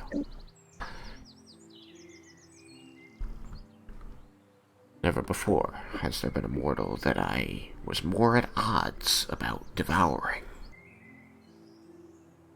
Still too useful to devour.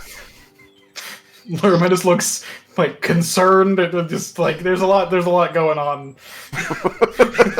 Sort of like shutting down a little bit.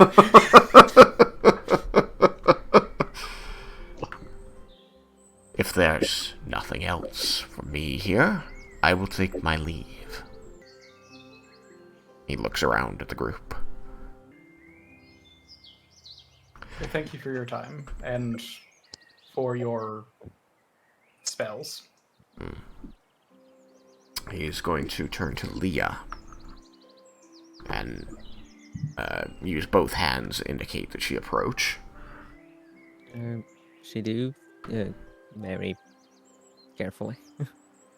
And all of that tiredness, all of that hardness, and all of that sarcasm for Laromendis just seems to bleed off of his face. And he smiles at you quite genuinely. And he's going to reach out a hand and lower it toward your head, giving you the chance to stop him if that is something you would not want him to do.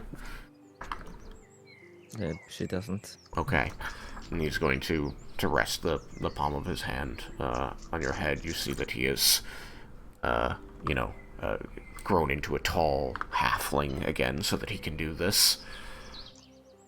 And, he's going to kind of tussle the hair there a bit.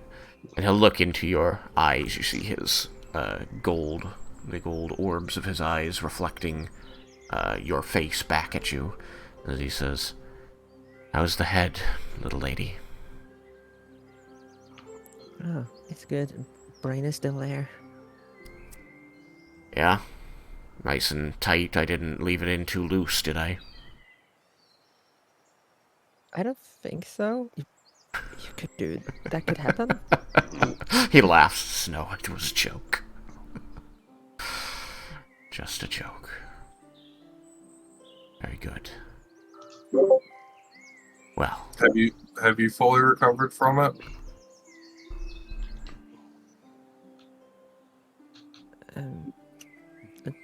There's still some dreams, but besides that, I think so.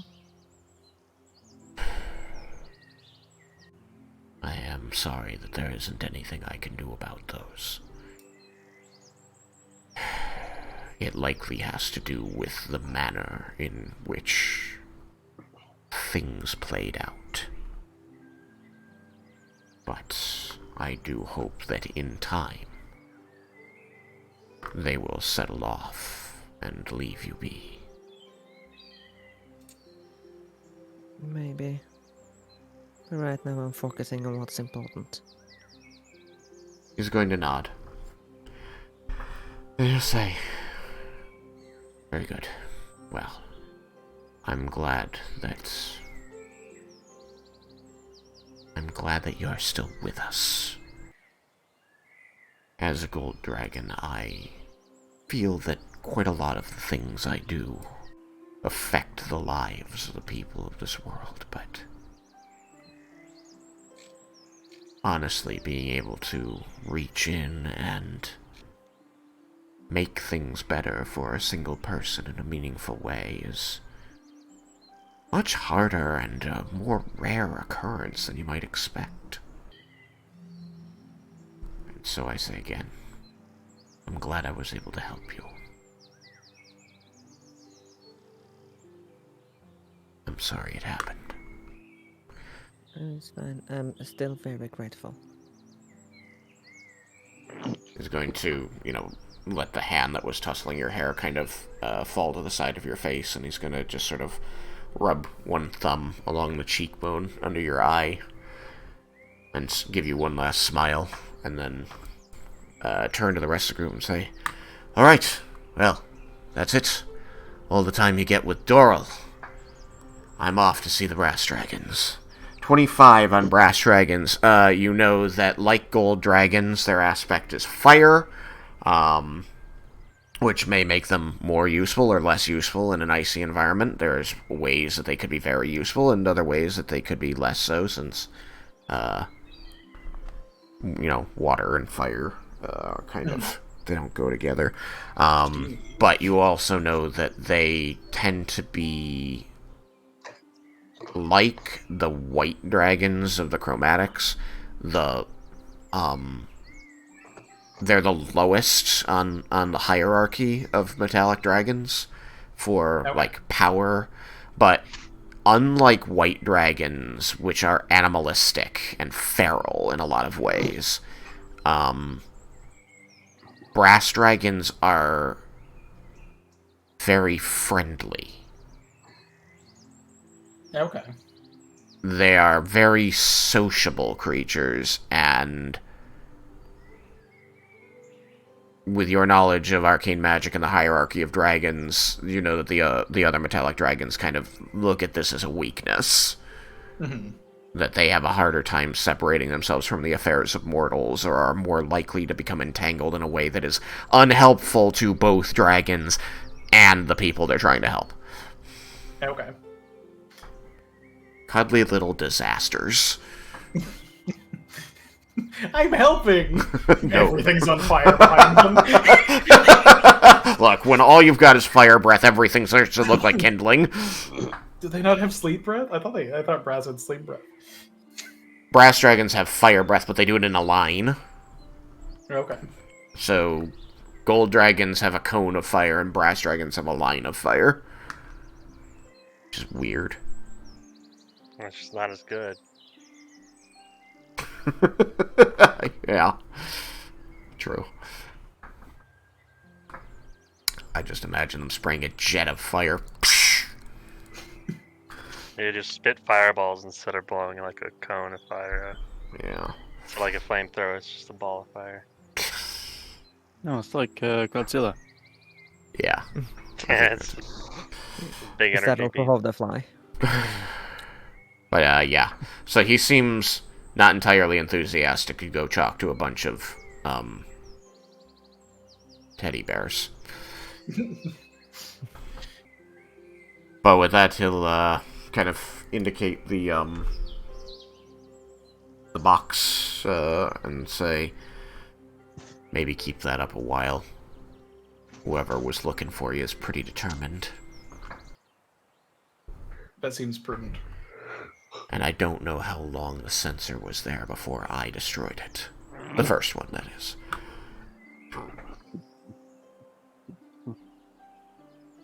So, if it's your friend, Tatsuya,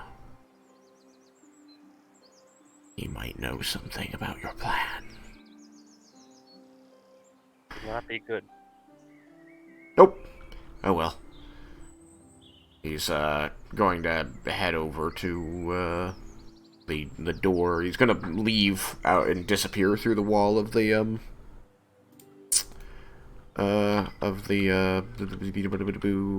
sanctum. Mm-hmm. And that'll be it, because, you can't hear what's going on out Yeah, there. no sound, no sight. Yeah. So, yeah. As far as I know, he just like falls down a cliff that wasn't there before, and Ultimatum time. Alright. Should we like do something to try to determine if Tatsuya knows our plan? Like a commune?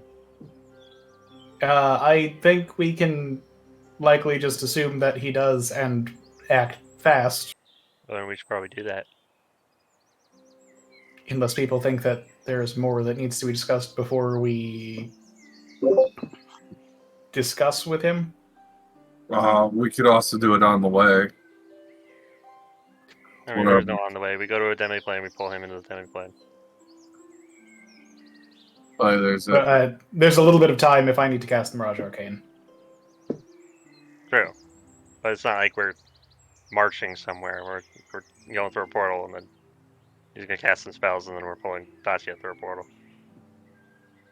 Not to mention, Laromendis, how are you doing on spells? Poorly. You have what you need for the task at hand. I do. I won't be particularly useful in the fight, but I have the requisite spells to execute the plan. Okay, but you still have your cantrip or your This one. You're not really a combat mage anyway, so. It yeah. is true. I'm looking at.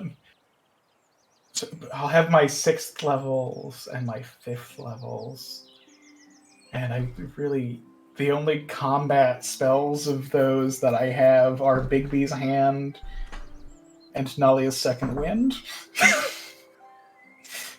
I get Global Invulnerability, but that's not a thing that is reasonable to cast in this encounter. So I can honestly, Laromendis can be basically just as effective in a fight as he usually is. It's just it's mostly cantrips anyway. It's Just every once in a while. The one thing will be this no counter spell. Oh well, it has no counter spell. My counterspelling will be limited. So there's still some counter spell, which is good because I don't think that'll be too bad. Tatsuya is a paladin, but how often can he also honestly cast spells? I don't think he's going to get much chance. If I don't need to cast Nalia's spell, I can perform 5 counter spells. He'll probably be prepared. Which will likely be once we sufficient. drag him through the portal, especially if he knows what's going to happen. So if he knows what's going to happen, he could have already kind of made our plan to try to convince his army hard. Hopefully he doesn't know much. It's possible that we can spin his statements as the raving of somebody who knows that they've failed and is trying to throw others down to save face and things of that nature. Especially if we are able to have Seltharis's credence. That's a good point. So we should be okay. I would love if I could get the surprise him though, if he wasn't aware that we were gonna attack him once we pull him through. But I'm guessing once we pull him through, he'll probably be prepared for a fight, and I won't be able to get the surprise attack. Well, we don't know until we do it. The spell description does say that they are free to act. Yeah, I'm probably not going to surprise him, which is too bad. Are we ready?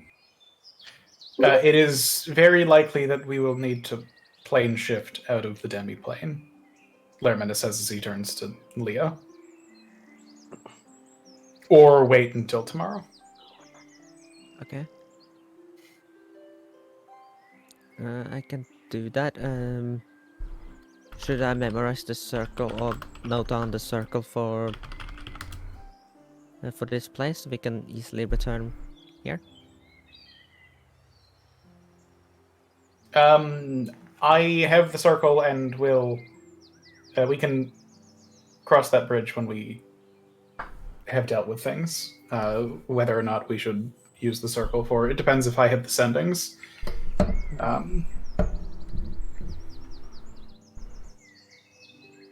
I think I am going to write a note addressed to the Daikon,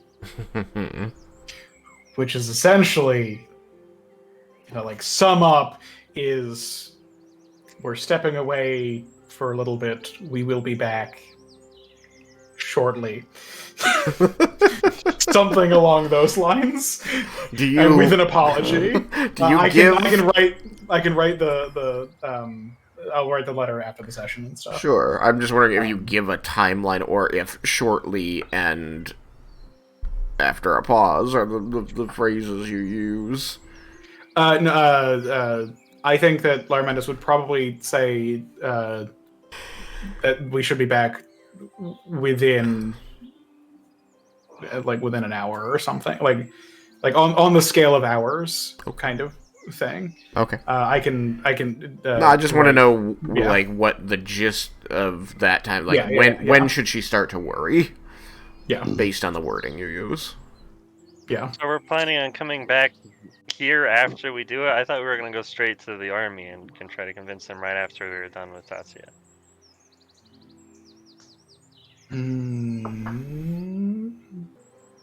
We need to have that conversation with.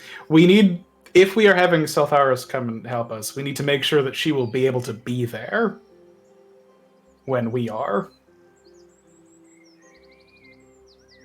Yeah, that's what we need to work out. And if Tatsuya knows, then it would be better to leave him there and not do it yet, or let his army stew, not knowing what's going on. I think that... I guess with the illusions we put up, and especially if we send to Thandros and have him help us with our ruse, it'll probably be better to take a...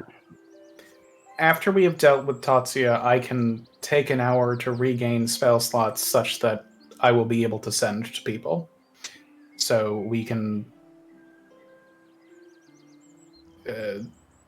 make sure that Thandros is not overly concerned at that point. But we should decide now if we are coming back here or going there, because we need to discuss with Seltharis. I guess Laromendis turns to Yukikaze. Are you prepared? Or do you want to go tomorrow? For the fight? Well, this is just a fight, like... The question is, Right, are we we're trying to returning to get straight there, Daiko-Selthis after dealing with Tatsuya? Or are we going to the army? Maybe. Would it be wrong to think if we don't magically appear immediately after that we had nothing to do with it? I think that we are attempting to convey that we didn't have anything to do with his disappearance, but that we are involved, and so it would not be unreasonable for us to... I don't think it would be unreasonable to spin us showing up very shortly after this happened, if our intent is to convey that we are stepping in to fill in the gap and convey Bahamut's will. I don't think we need... From what I read about cults and stuff, and just speaking and dealing with the situation, I think we could even take care of Tatsuya, spend a few moments before we proceed out, and we can iron out our details after we deal with them, considering that time is of the essence. If that was him scrying on us. So, a few moments, meaning we will go there straight from the demiplane? I don't think that would be a problem.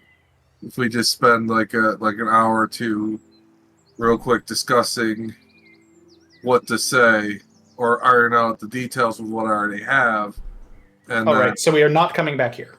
Yes. That's all I would like confirmation I about. want people to also chime in to feel that they're also ready to do that too. It's not just me. You guys are also supporting me with this. Yeah, but you're the one doing the main speech. We'll back you up in whatever you're doing. The only thing that So you're I the one doing the need here is a longer conversation that I owe the Daikon, but that can be had via Ash. I think, like, when Laromendis says that can be done via, it's clear he doesn't want to do it via Ash, but it is. If we are pressed for time, it will have to, like, he is okay with it having to be that way. But it is not his desired thing.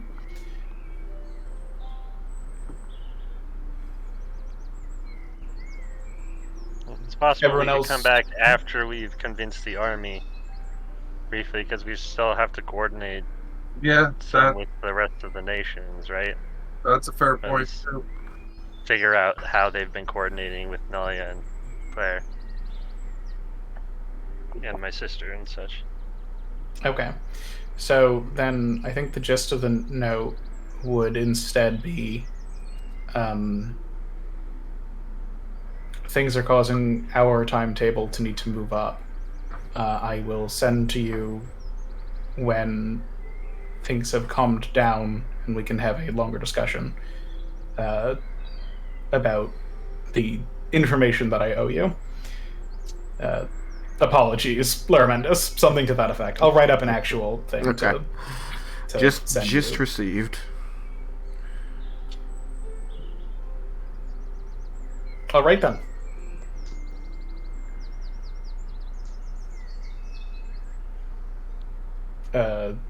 Laromendis. I guess we are certain. Once I cast Demiplane, the timer is on.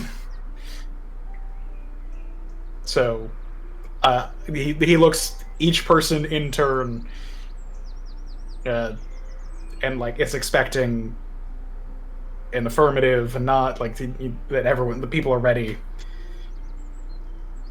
Kaze punches his hand into his, or the hand and fist thing.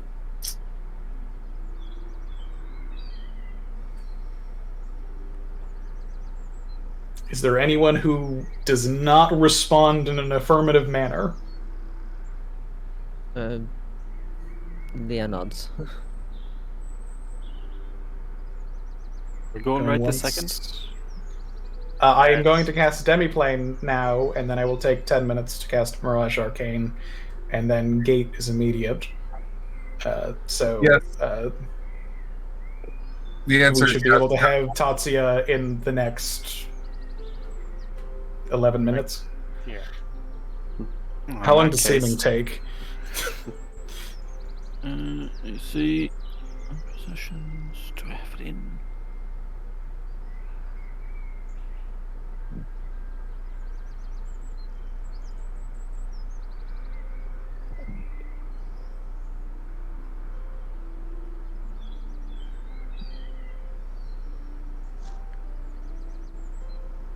And I am drinking a potion of vitality.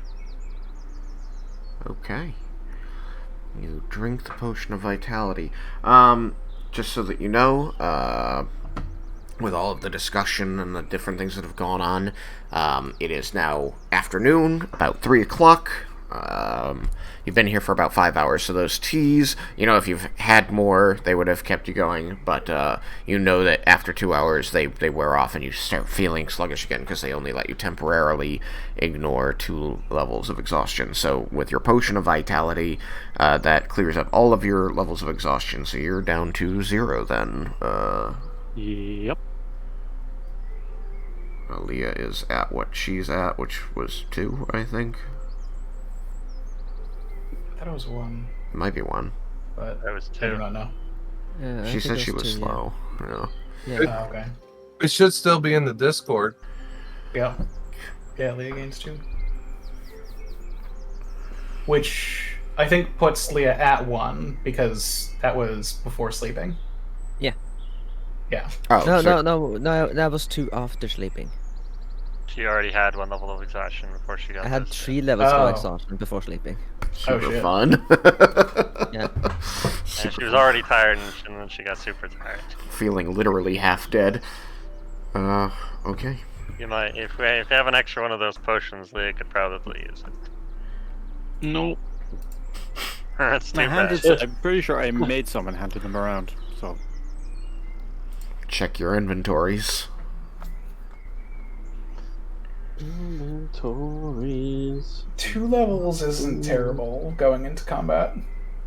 In a Not as a spellcaster. enclosed, yeah, and in an enclosed space anyway, because we are within the demi-plane, which is like True. 30 You feet don't on the exactly side. need to run around much. It's a pretty small place. Tell me, is it exactly 30 feet on the side? Because I need to make it. I believe so. I'm pulling it up now.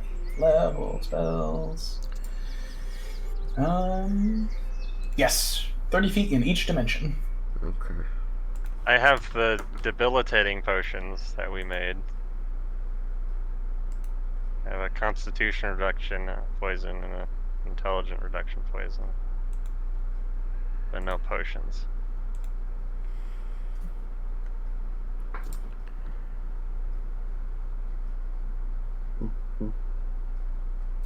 I just have cloud giant strength and speed.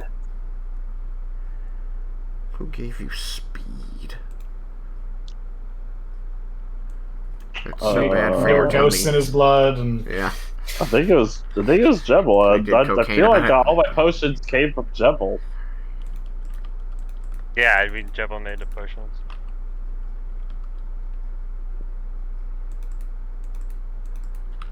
I have a used invulnerability and potion of healing supreme.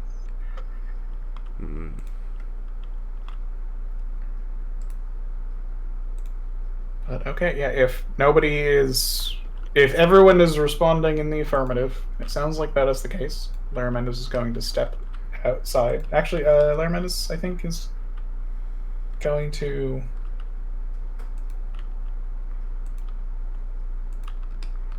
just dismiss it.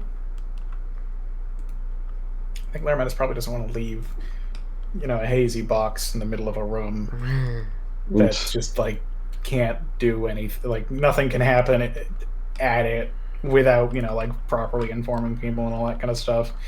Just seems kind of rude. Yeah. So I think Laromendis will. And I would have picked the being able to teleport thing along with it just to be super certain. So Laromendis will drop it and then cast Demiplane Okay. and walk in. Should we inform Thandros that we're doing this before we do it? I thought. Do we have spells for that?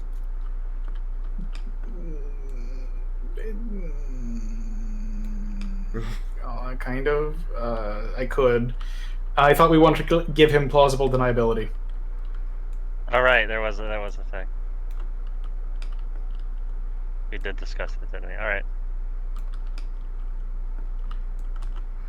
I feel like that would have happened before Laromendis dropped it, just because as he was going around asking people. Mm-hmm. But so if there is nothing else from anyone, then Laromendis will drop it and cast Demiplane. But So we need to communicate to Zeltharis before we. Yes, you should contact Zeltharis.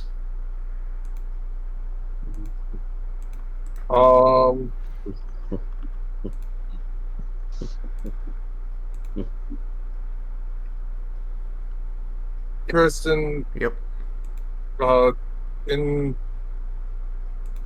Was the bracelet? Remember, didn't the bracelet just like call her to us or like signal her versus actually direct communication? It was a signal to her, and she warned you that it would take time for her to get to wherever it was, and she would be going to the bracelet.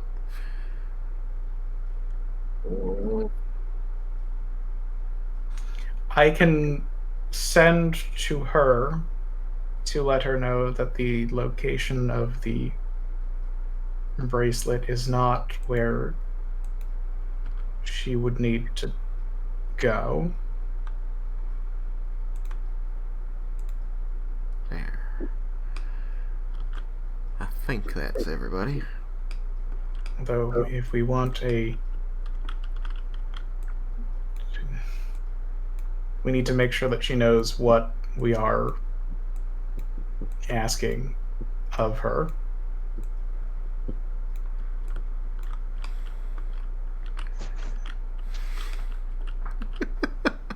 difficult to do in 40 words. Demi-planes are so small.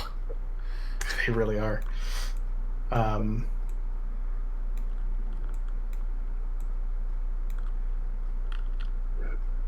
So I guess before the demiplane, Laromendis will construct ascending to Seltharis with a 5th level spell. Which means he's down one more 5th level spell. Make sure you keep enough slots for the stuff we need. I will not be using the slots that I need a 9th level, an 8th level, and a 7th level for what you need me for specifically. Okay. Oh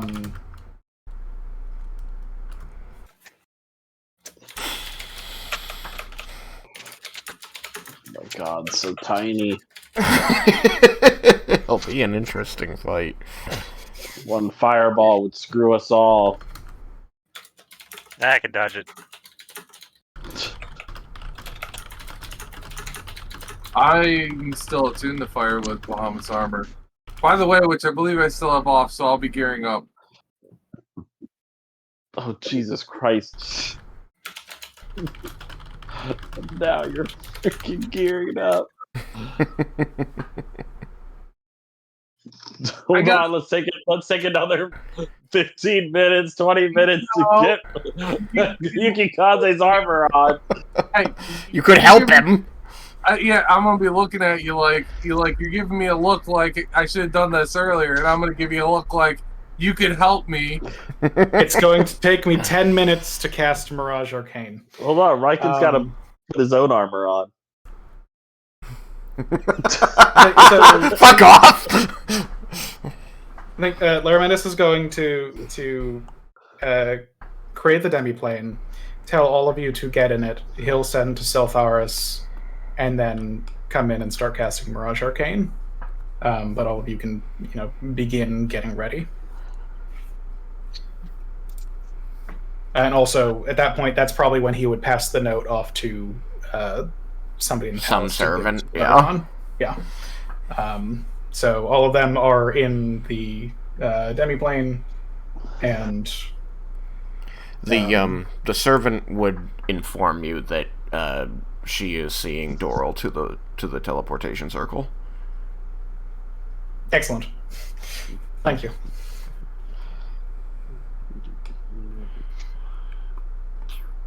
All right, so everybody piles in. You do your thing, and then you get in and start casting Mirage Arcane. Yep. Here goes my And 7th level. and it's 10:30. And I hope Derek is here next week. Leah, what? How much time do you need for seeming to cast it? I don't actually have the spell, so I don't actually know. I think, yeah, I can't remember. I can find it.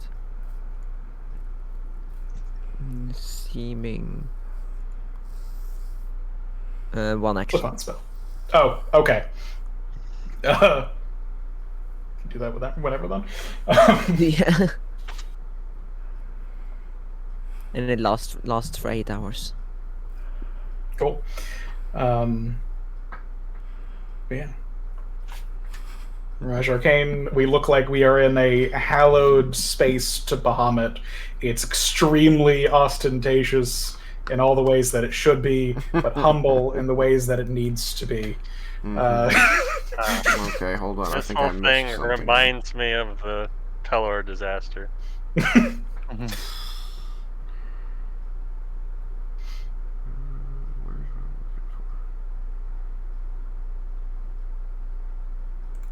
Maybe When you point to the dragon on top of the plinth and you say, "There is the dragon." There we go. Perfect. There we go. Does Laromendis know that Jebel is capable of casting Mirage Arcane?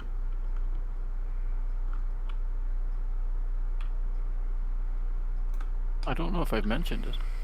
Okay.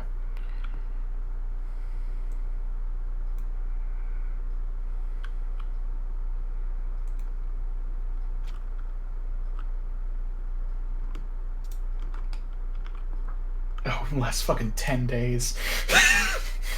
Yeah, you know. So after casting the spell, Laromendis will explain that the illusion is physical. If you touch the statue, you feel a statue. It also probably smells like there's like, you know, an appropriate scent of incense or something along those. Like it's very. Let's see here. Atmosphere. There's one of these I kind of like.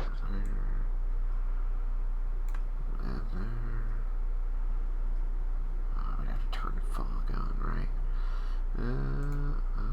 Look at that. Space. Ooh, nice. Ambient. I think there are a few points like when the illusion is like coming together that Laromendis turns to Yukikaze and like asks some questions about exactly how things should look and all of that kind of stuff. He's pretty confident about a bunch of stuff because he has a very high religion role. Mm-hmm. But just those little touches that Yukikaze may want added. I feel with my background and that I feel I can give a good description of something that looks pretty good, right, Tristan?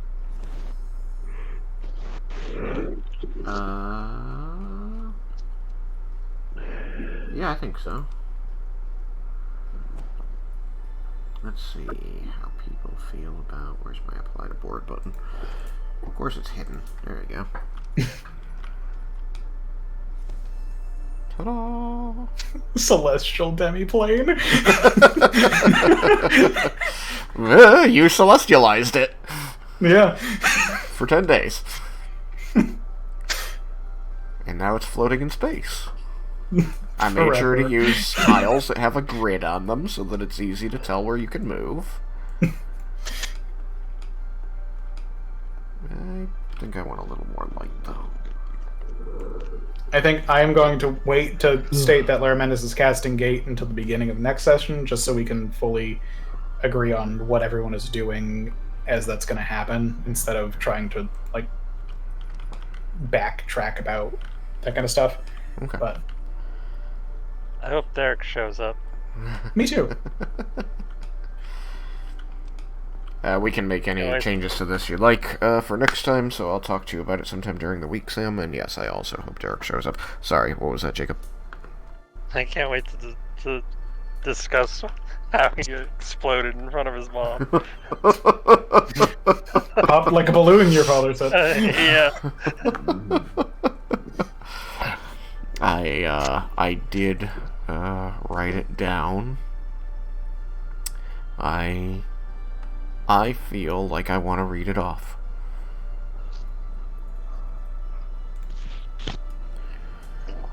Because he talked about it, and we're all still here for a minute, so... What I wrote in my notes says... Cyrus' mother's report of his vanishing. Quote, he seemed to have an allergic reaction, grabbing his throat and turning purple. He then started to puff up like he'd been stung all over by bees. He kept inflaming until he was round as a gourd and began to fill the room. His screams of pain were the worst part. Until he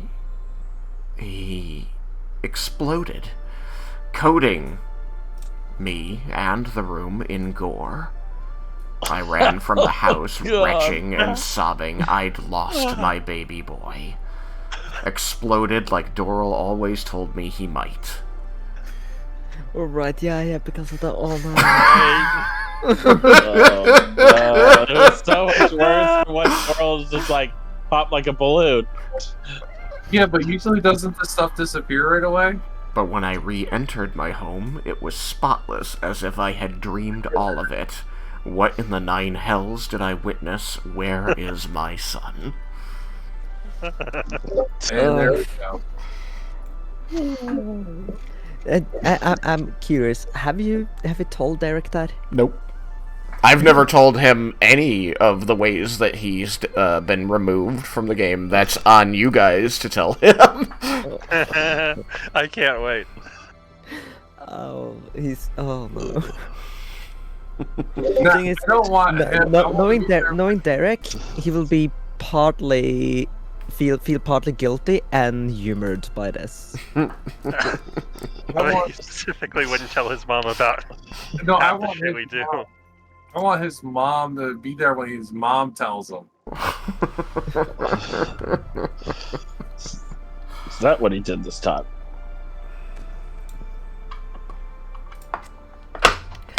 Everybody's just so blasé about it.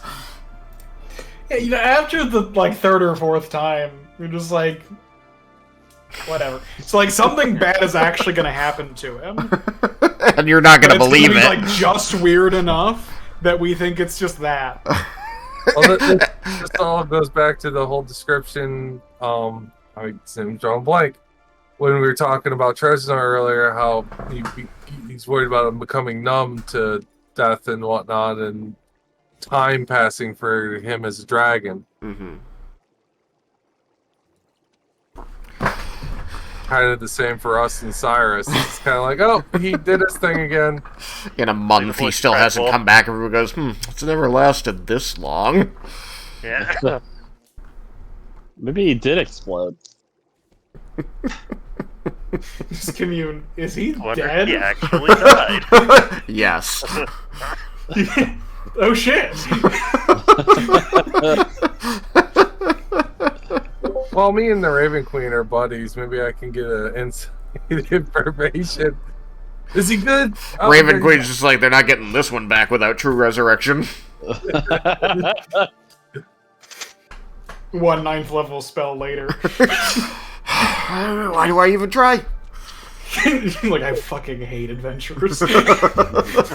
Specifically our group. Specifically your group. Well, she's probably going to see me again and be like, oh, it's you again. There's more book binding for you to do. The work's been piling up. If you just head over there, you'll see. No, the problem is it hasn't been piling up. She needs That's him to where do you that. would be, if you had any. It's you again. I have 1 more minute with you, I guess. Alright. So, with that, I will see you hopefully next week. Maybe even Derek will be here. Wouldn't that be amazing? Alright. Bye, stream! Bye, Stray. Goodbye. Ice cream.